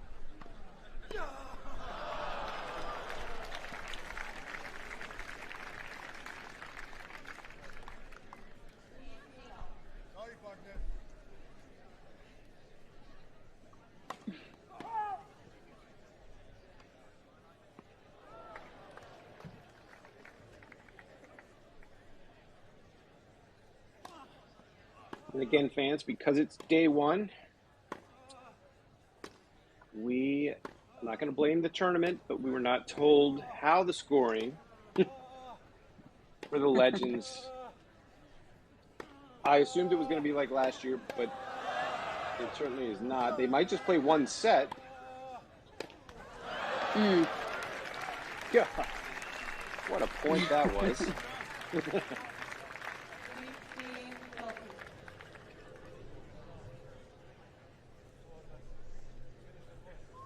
Yeah, what a pretty sight. The little Giorgio Armani gazebo. Yeah, it looks quite tells me if pleasant. Something tells me if you're watching a match or matches from up there on the Giorgio Armani gazebo, you're probably not going to move for much of the day. I mean, what do you say? Oh, I'd rather be over there. I mean, it's pretty nice up there. Yeah, it looks very nice. And I know we mentioned at least the weather held out, but it doesn't look super hot there. So, oh, Laura's back. She's on the move. Listen, it's not super hot, guys. It's a little windy, gloomy, but better than rain. Better than rain. Well, it's better than rain. So, and not too hot. Just can't complain about that. I'm just on the move, everybody, because I'm getting ready for it. Cam Norrie finished his match, as we all know. He won. Exciting. He's coming in crowd live, but we're kind of waiting for when he's able to come. So I'm just walking back to the spot where he's going to be able to join us in a little bit. He did his post-match stuff, shower, and is just eating now. Very important. We don't want anyone hangry around here. So, Laura, we were like, just talking about the Giorgio Armani Terrace. Have you been up yet? Interesting. You know what, Randy, that I have not been over there yet. You'd be surprised that I don't have a credential to get over there because I'm not that important. But I'll get there. I've got a couple days. I will work on it. First of all, you are important. Second of all, just oh my gosh, this is day one. Just day one. Let the dust settle. Then we'll do what we have to do to get you up on that perch. Also, guys, here's like the entrance that everybody kind of comes through. So it's like this big archway that has like the Hurlingham Club and all that. And then inside is hospitality. And then there's like players are to the their lounges in there. And then there's the press room past that. So this is where everybody goes in. And then the hospitality is right past there. There's like some cars inside, which is, interesting. I always never figure out how they do that. But let me walk you guys over to, there's a nice little garden area and everything too. Obviously, as you can see, this is the parking lot. So that's exciting. But yeah, listen, you guys, also, the crowd loves a Legends match. They're just cracking up over there. Like, no matter where I am, I can hear people giggling. I mean, Laura, that's are the you beauty gonna of go? it, Laura. Sorry, Randy. No, I was just going to say, with it's like these points could be won at any time by any of these guys, and it's just a matter of prolonging the point, prolonging the fun. I mean, the guys at net are just watching, but it is. That's what so I much do fun. when I play doubles. I just watch. And I'm more of a baseline gal. And these fans in Hurlingham, they know their tennis, and they know that they're watching very, very accomplished players out on that court. Oh, totally. Also, let me tell right you something now. else about the Hurlingham fans. Some of the most well-dressed tennis fans I've seen. I understand that I'm in England and it's like kind of around Wimbledon and whatever, but man. So if any of those fans are listening, drop the link to the cute outfits, please. Okay. Here's what I came to show you as well. As you can see, there's also tennis going on, but here's like there's the croquet spot and the bocce ball court, and they've got this nice garden. This isn't even the half of it, you guys. This is just an Wow. incredible spot. You've got, it's where everybody was playing bocce ball earlier. Okay. So, I'm telling you, this is a lot bigger of a site than you think. I was looking at the map trying to figure out where I was going. Difficult. Getting those steps in. 42 acres, Laura. 42. Is it really? Wow. Yeah, I could believe that. seem And bigger when I than got that, here, or- I was like, oh, very small, very small spot. But it's not. It's not small. So Laura, I'm dying to know, have you had it's the a pro chance step. to check out the Giorgio Armani area of apparel? Have you spotted Oh, anything I that you would did like see to that. take home with you? I did see the tent. Let me tell you something though. Many things I would like to take home with me. However, I packed in a carry-on for 2 weeks worth of a trip, so there's nowhere for that to go. Secondly, I'm going to tell you something else about the well-dressed people here. The shoes the ball kids have, beautiful. Giorgio Armani shoes, beautiful shoes. Oh, Yeah, this is some good apparel here. They have a nice little shop with like all tennis related things, but then some accessories like purses and stuff. I didn't even go in there because I was like, I feel like I need to like wash my hands before I touch anything in there. It was so pristine. yeah, and the good news here is, we don't want to be disrespectful to our own presenting sponsor, our longtime partner, Tennis Warehouse. The good news, you can't, unless I'm completely off base here, I cannot imagine you're going on tenniswarehouse.com today and purchasing Giorgio Armani apparel. Madison, you can back me up on that, but just so everybody knows, this isn't a conflict. These are two different worlds here. So Completely, for sure. all of our tennis fans tuning in around the world can go on tenniswarehouse.com and buy any Babolat racket, Wilson, Head, Dunlop. Get all your favorite Nike, Adidas, and K-Swiss. You're not going to find Giorgio Armani unless you are there with Laura on site, going into the pop-up store, which I'd love to see some of those pop-up prices.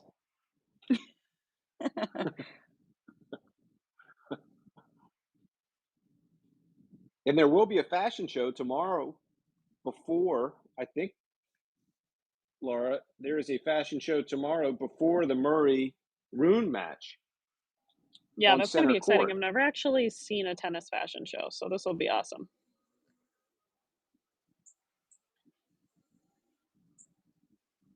If they need any extra models, Laura, just raise your hand. Get some of that. They can put you in the apparel. If they need any I will point them fill-ins. to someone else if they. Laura, it's interesting what you were saying about what the patrons are wearing, because I just looked behind the baseline, right behind where Philippoussis was serving, and actually not that. I was looking at the other one, but even if you look there, I mean, if you look at just the men, 98% of them are in blazers. So that's not usually be somewhere around 60 or something at Wimbledon, but I mean, is there a dress code to go to the matches, or because I haven't seen anything? I haven't seen anything. I mean, I think the most casual thing I've seen someone wear is just maybe a blazer without a tie. I'm not sure about the women, but I can't judge the formality of their clothing like I can the men. So, Well, Madison, dress you fans. wanna? Yeah, it looks pretty fancy just from a viewership standpoint. They don't mess around there. So, by process of elimination, based on what the score is now, I think we can safely say that this is an 8-game pro set.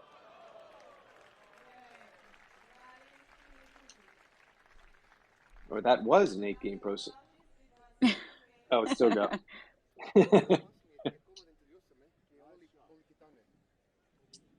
7-4. So Barami and Baghdadis have this in hand. They're having some fun with this changeover.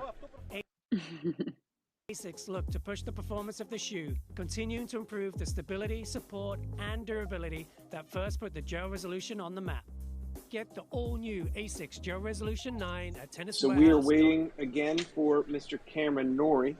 He's going to be here in Crowd Live, that is.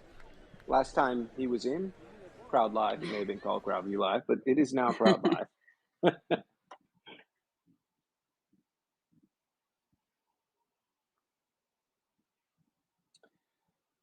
Mansour Barami to serve.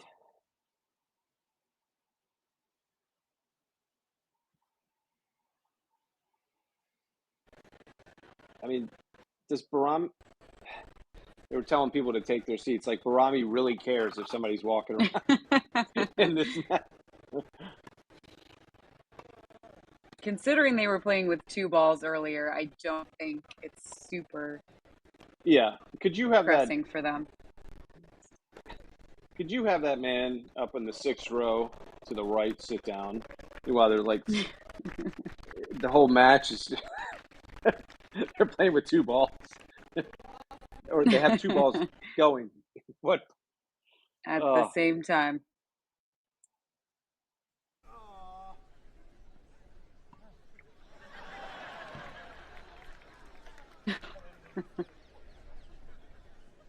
Now they're just trying to make it fun for the fans. Barami is in a little bit of a hole. Give him a little extra. Trying to serve out of this 530 hole.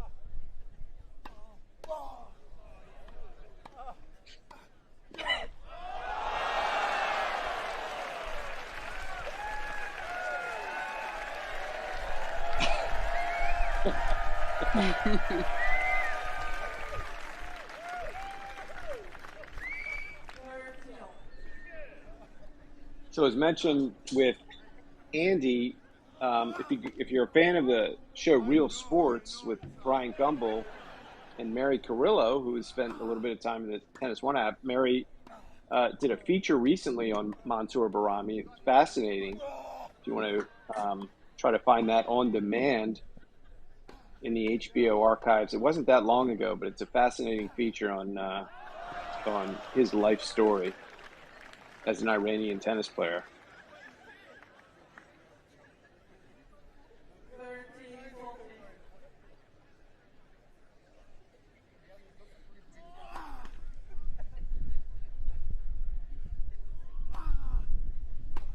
Again, match point against. Serve looked out.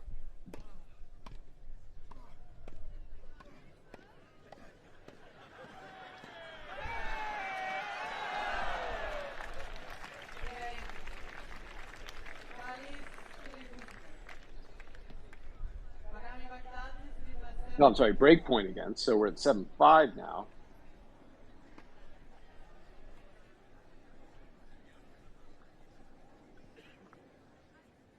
So Melise will serve at 5-7.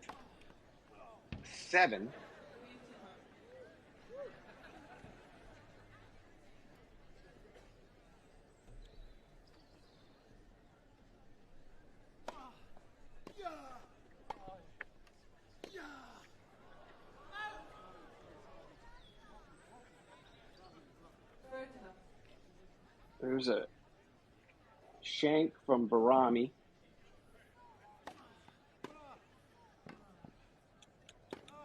As Melise and Philippoussis dig their way back into this match.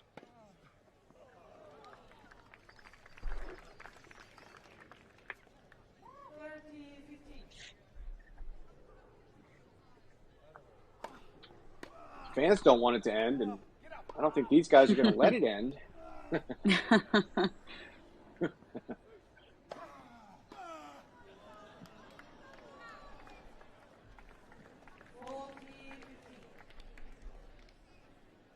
Oh,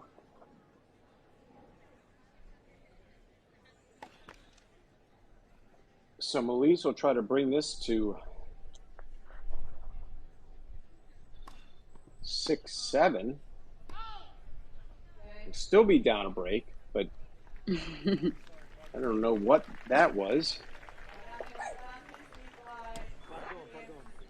So the match is extended on 7-6. Word from our friends at What I enjoyed Tennis most about Warehouse. this racket was the amount of topspin I could generate. It was really easy to hit my shots deep toward the baseline.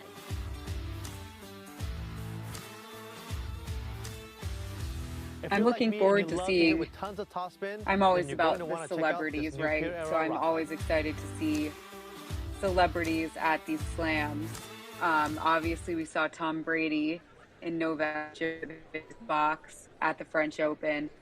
Last year, we got the royal family who presented Novak with this trophy. I'm looking forward to seeing who will be there. Wimbledon obviously being super prestigious. So sometimes you get kind of the high class celebs. So it's always fun to see. I always am on the lookout for that at least. Oh, yeah, Tom Cruise last year. Can't go wrong with that. The Beckham family. I mean. Yep.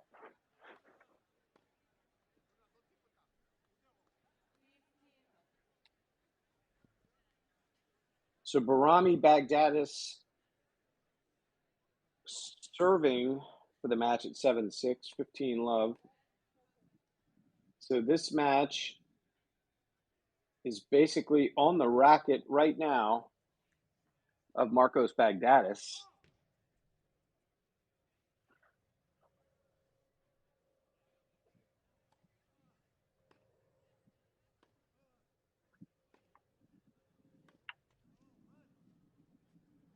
And very passive net play.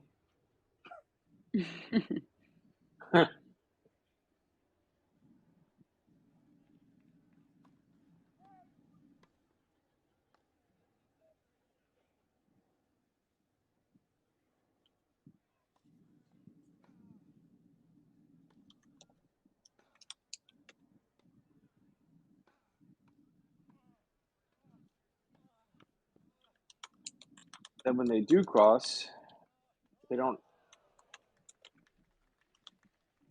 Oh.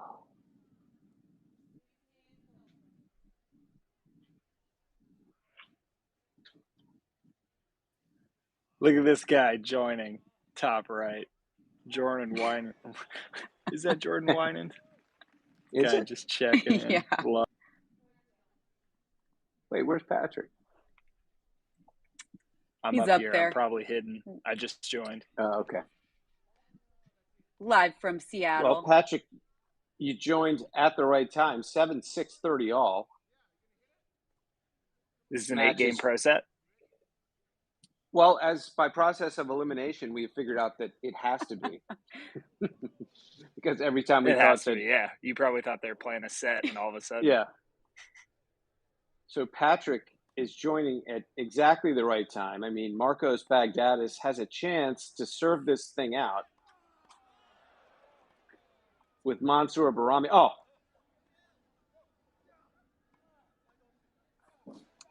Nobody wants to put it away. Let's see. I'm trying to get better signal.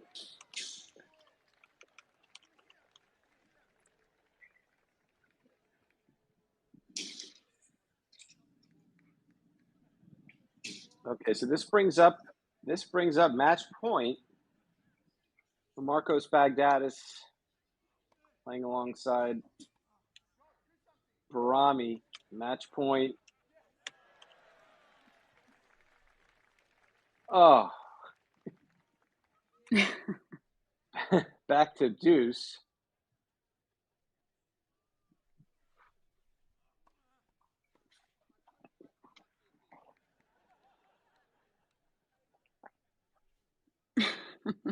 May have been the worst service return Mark Philippoussis has ever hit in the history of. Unless, did I miss something there?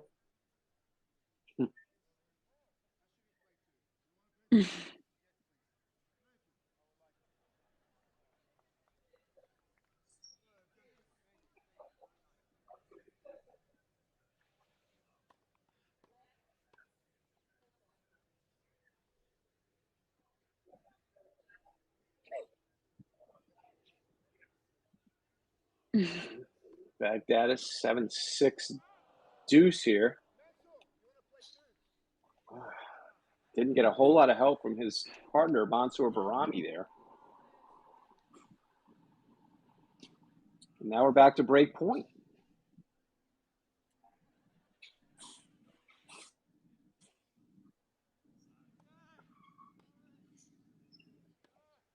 I'd love to comment on the match, but unfortunately, I don't think I have very good signal in here because I'm not able to quite watch it. I can see you guys perfectly, but for some reason, the match in the middle is kind of jumping around for me.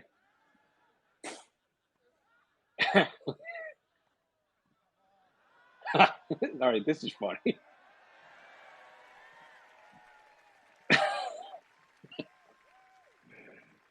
And back to deuce.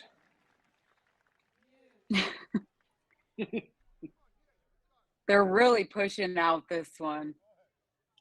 They do not want it to end.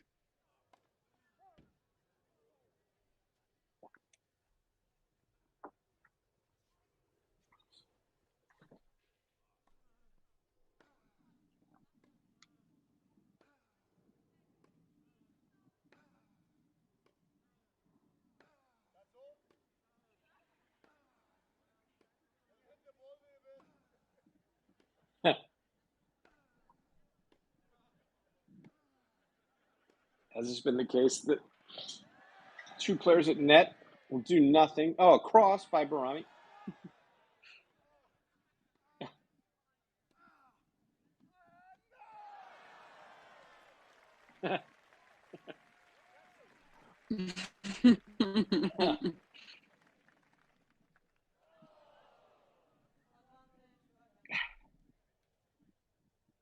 I love it when Barami tries to catch the ball in his pocket like that. Okay, so here we are at match point.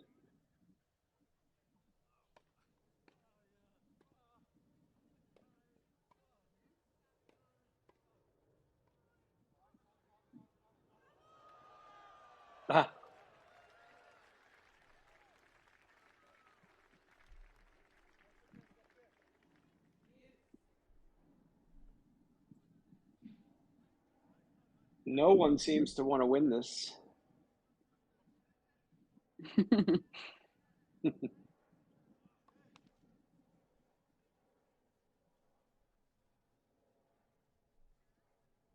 What is holding these guys up at this point in the match?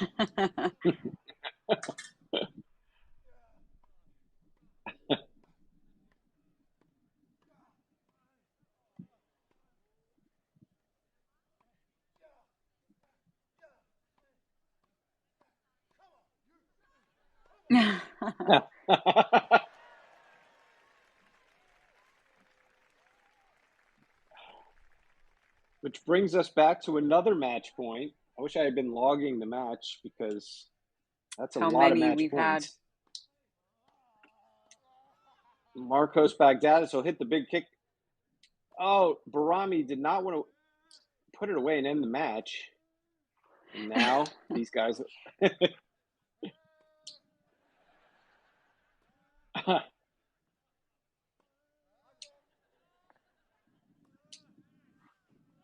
Looks a little bit like a mediocre high school doubles match right now. The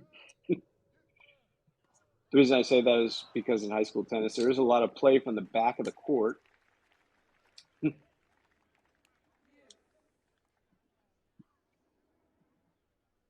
Back to deuce.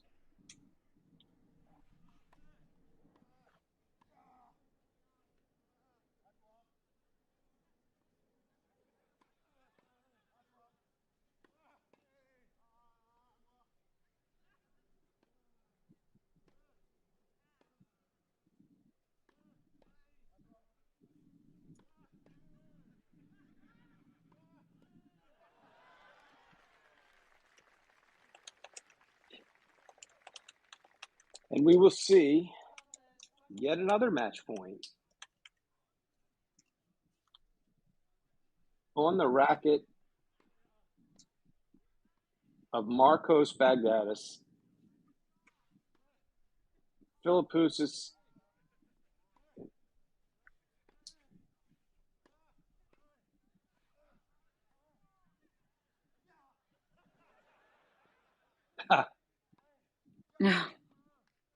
My goodness. Just end the match. Yeah. At this point. Oh, they love back to juice.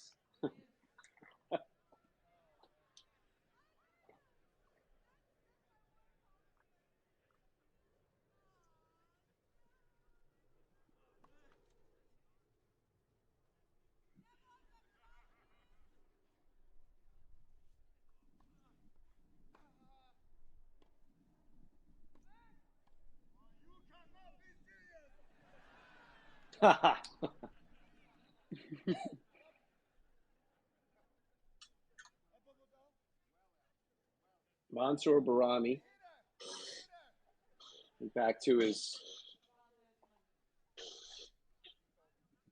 friend, honoring his friend John McEnroe. You cannot be serious. They actually are very good friends.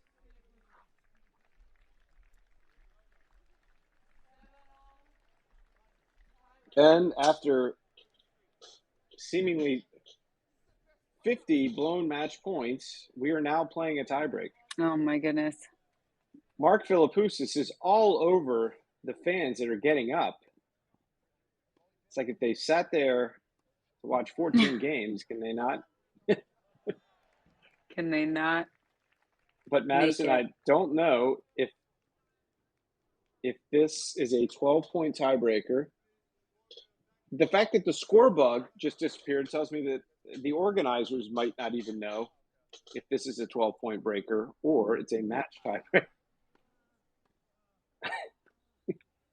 Or actually, no. I don't think they had enough room. We did just hear from Laura Sunday that Cam Norrie is expected in 10 minutes, obviously subject to change, but 10 minutes until Cam Norrie.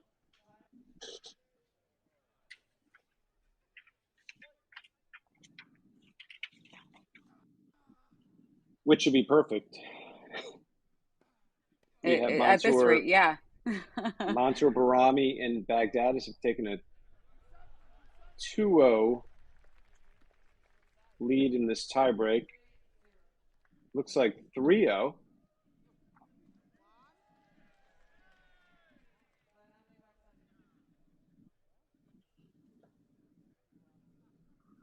Of course, Madison, we might have to make a bet here. Are they playing a 12-point breaker? Or are they playing a 10-point match tiebreak? I am unsure. At this rate, like you said, process of elimination. If it's a 12-point tiebreaker, this thing's going to be over in a hurry. If it's a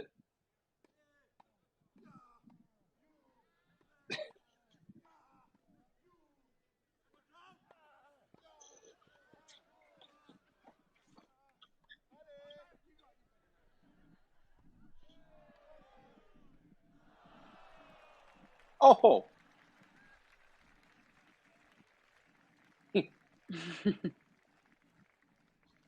We saw Xavier Malicious throw his racket and hit his teammate, Mark Philippoussis.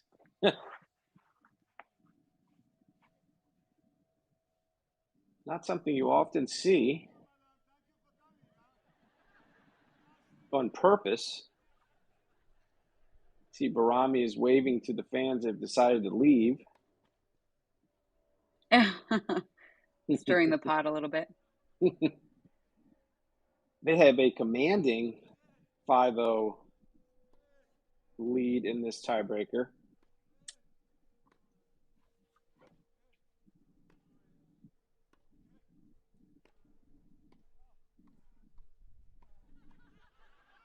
You can see these guys obviously can still rip ground strokes. Barami's just going to stand there.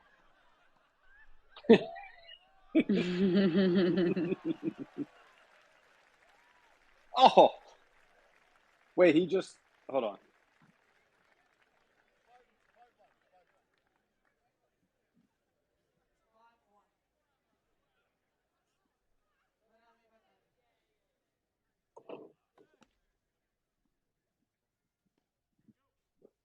So Barami Baghdad is 5-1.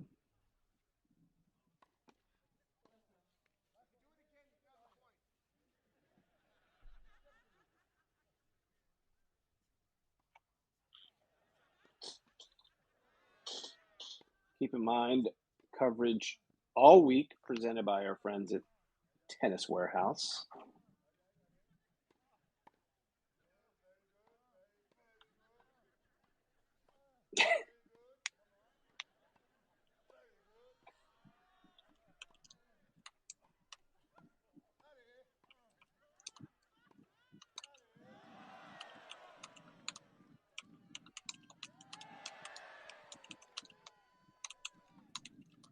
Oh, it wasn't a tweener. It was actually a fake tweener.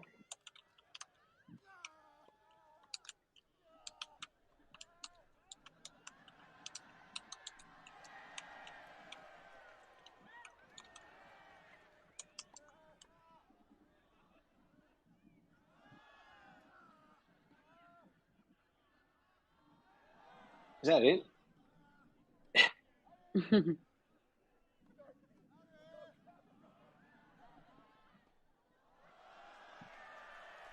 Go!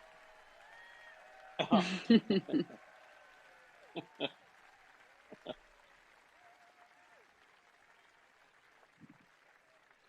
Takes us to 6-1.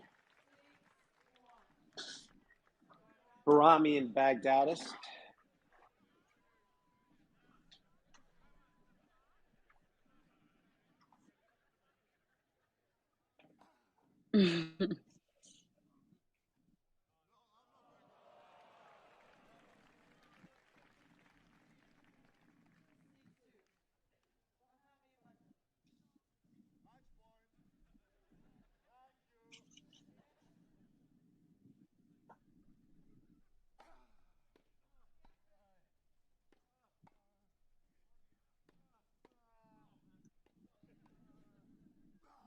I don't know how they're not so tired at this rate.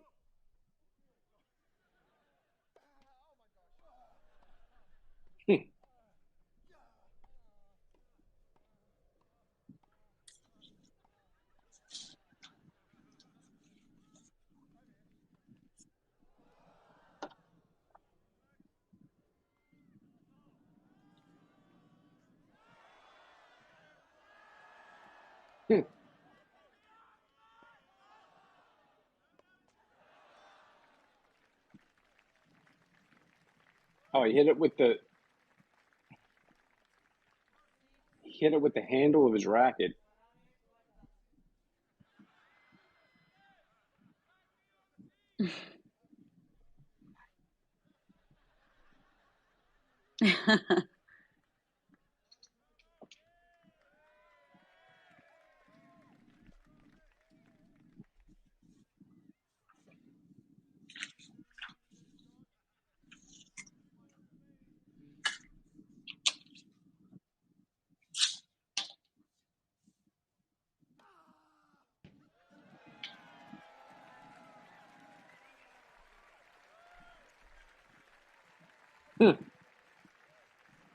And that's it.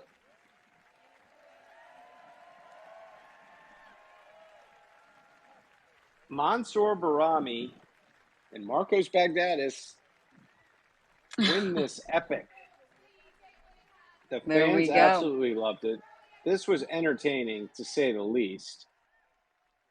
And again, there is plenty of Legends doubles coming up this week in the TennisONE app. We just finished a great day with Cameron Norrie edging Francis Tiafoe, and Mansour Barami and Marcos Baghdadis winning that one against Xavier Malisse and Mark Philippoussis.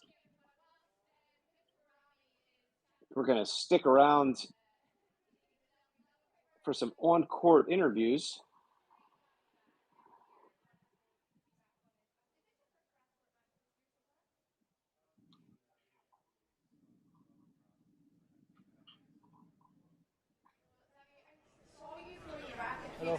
We're hearing from Mark Philippoussis and Xavier Malisse right now. Many times. So, since I was 8 years old. So, but yeah, like Mark said,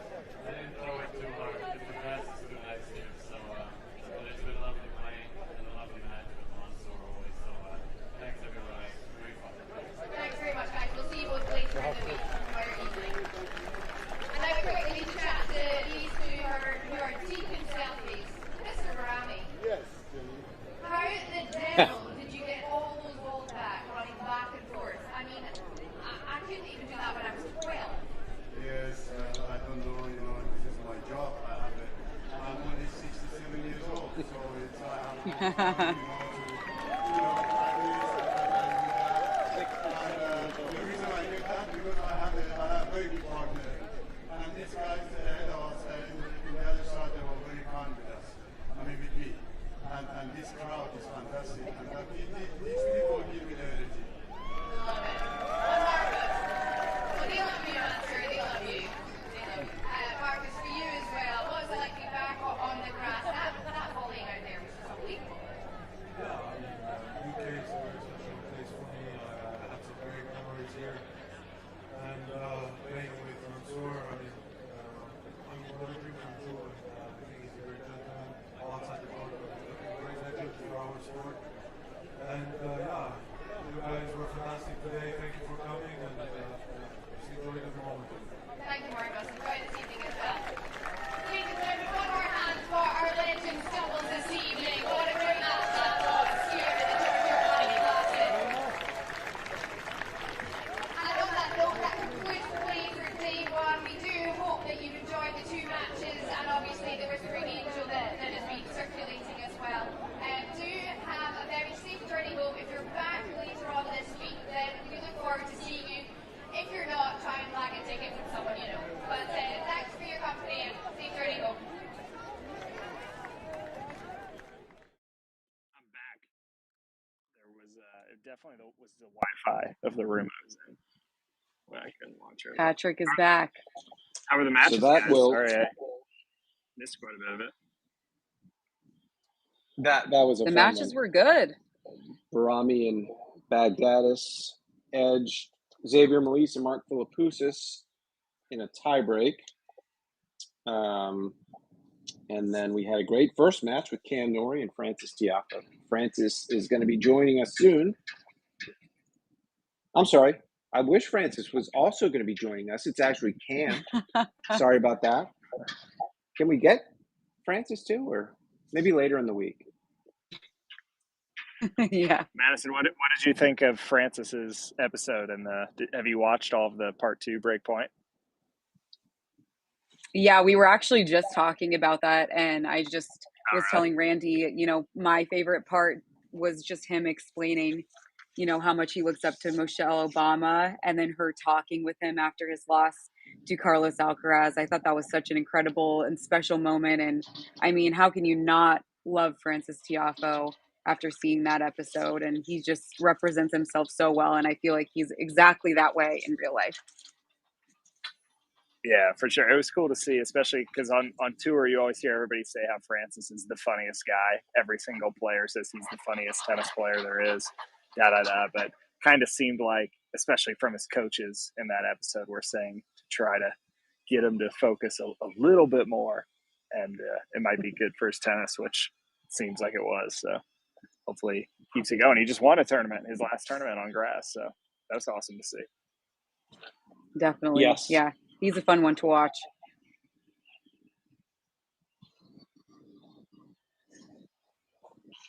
So we are just waiting on Mr. Cameron Norrie,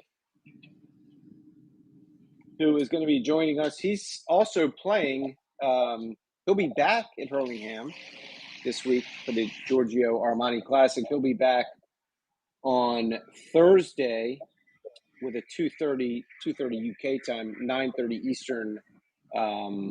Eastern time showdown with Mr. Casper Ruud. So he'll get two good matches here. He edged Francis today, and he will now move on and play Casper on Thursday. So certainly, Patrick, some formidable competition before he takes to the courts down at the All England Club. This tournament is amazing. I mean, this Giorgio Armani Tennis Classic, I don't know how the lineup could get any stronger than what it is. It's just like every day it was somebody, it was like, oh, now Djokovic is playing. Oh, now Stan Wawrinka's playing. Oh, now you got Andy Murray. And it was just like, wow. Everybody's trying they keep adding them. And that's the thing. I mean, even these guys that aren't, quote unquote household names, like Wu. I mean, yeah, Patrick, Wu, he won Dallas. Yeah, he was super fun to watch. He hits the hell out of the ball. I mean, on hard courts, at least. I know that he wasn't a huge fan of clay. He kind of talked a lot of smack about the surface, and I think he got his first clay court win this season. So I think he's probably happy to be on grass, but more excited to be on hard court soon because I think that's more of his specialty. But sorry to interrupt, popping in. Cam is ready, so I'm just going to go over to his spot here in a second. But I don't, hold on. I'm seeing him now, walking over there. Hi. Hello. One moment. Everybody is in here. For you. You want to hold it? You want me to hold it? Okay. Sort of be a little rough here. There we go. Hey, Cam. Hello? How you doing, Cam? Can you hear me all good? We can. Very good. You? I am doing well. We first of all, congrats on your victory today. I didn't. You lost. Okay, 1 second, guys. We're gonna try the Wi-Fi real. Okay.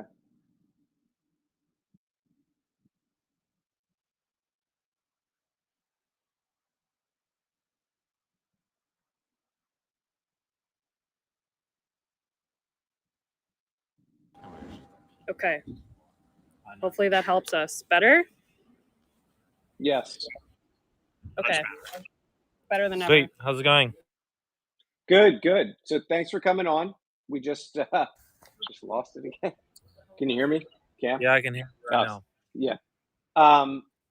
So you'll be happy to know that calling your match today within the TennisONE app was none other than your good friend Devin Bowen from TCU. So we spent 2 hours. I heard he was doing it. So he did a great job. It was great to have him in the app talking about your college days and your development as a player and the friendships you guys have kept. Not just you guys, but the whole TCU family out on tour. It's fun to hear about. But tell us a little bit about the match today with Francis. It didn't look. Or you tell me. It looked not particularly fast out there. Little slow conditions wise. Honestly, the court was quite quick because it was obviously not many people had played on it too much, so the ball was staying quite low. And it was a little bit cooler here, so maybe the ball was not flying around. But no, I think I played a really, really good match, and Francis is a great player on the grass, so I had to be on it. And he brings a lot of joking around and good spirits, especially in an exhibition match like that. So it was a good guy to share the court with and play. But I think I served really well for most of the time, and I really enjoyed it, and it was a good match to get on the grass. Yeah, so when you get these last reps in on the grass, today you played Francis. On Thursday you'll play a guy named Casper Ruud. When you obviously, two of the top players in the game that you're going to be playing against here in Hurlingham, what are you mostly working on to get ready for Wimbledon? Are there certain things? Are you thinking about their game and how you can pick them apart or beating them, or are you really thinking about what do I need to work on to get ready for Wimbledon, regardless of what's going on the other side of the court? I think more so I'm working on my game, especially this week. I'm trying to fine tune everything and then having fun, enjoying the matches, especially I'm playing top players this week. So yeah, I obviously sat down before the match and talked with my coach about certain tactics against foe that works well and what kind of patterns to get into. But no, I think most of the time most players are focusing on themselves and trying to get into patterns they feel really comfortable with. Yeah. So Wimbledon, obviously a place that you had a lot of success last year, making it all the way to the semifinal and had that 4-setter against was that Foe that just passed? Big Foe over there. So take us back to, because we spoke to you, Cam, in the TennisONE app last year from your flat in London. This was before Wimbledon and everything that had transpired at Wimbledon, and now a year later. Can you take us back to that 2-week stretch at Wimbledon? I know it was a special one for you. I know you would have wanted to go a bit further, but tell us about those 2 weeks. Had to have been some of the most special of your life on a tennis court. Yeah, it was a lot. It was a lot of fun. I had my friends, family here. I was playing great, and everyone was in a good mood, and it was a good summer in general. So, yeah, I was just really enjoying myself and playing really high level tennis on the grass. So, and I think year after year, I'm playing better and better on the grass and feeling more comfortable on the surface. So, yeah, I was really happy with all of it, obviously, and some great experience in playing some big matches against some top players, and playing Novak in the semis as well was.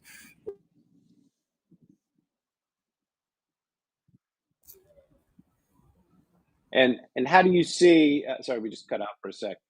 Your game at this point last year compared to where you are right now in the season that you've had this year leading up to Wimbledon. Do you feel about the same? Do you feel better this year? Did you feel better last year? You don't really think about it too much?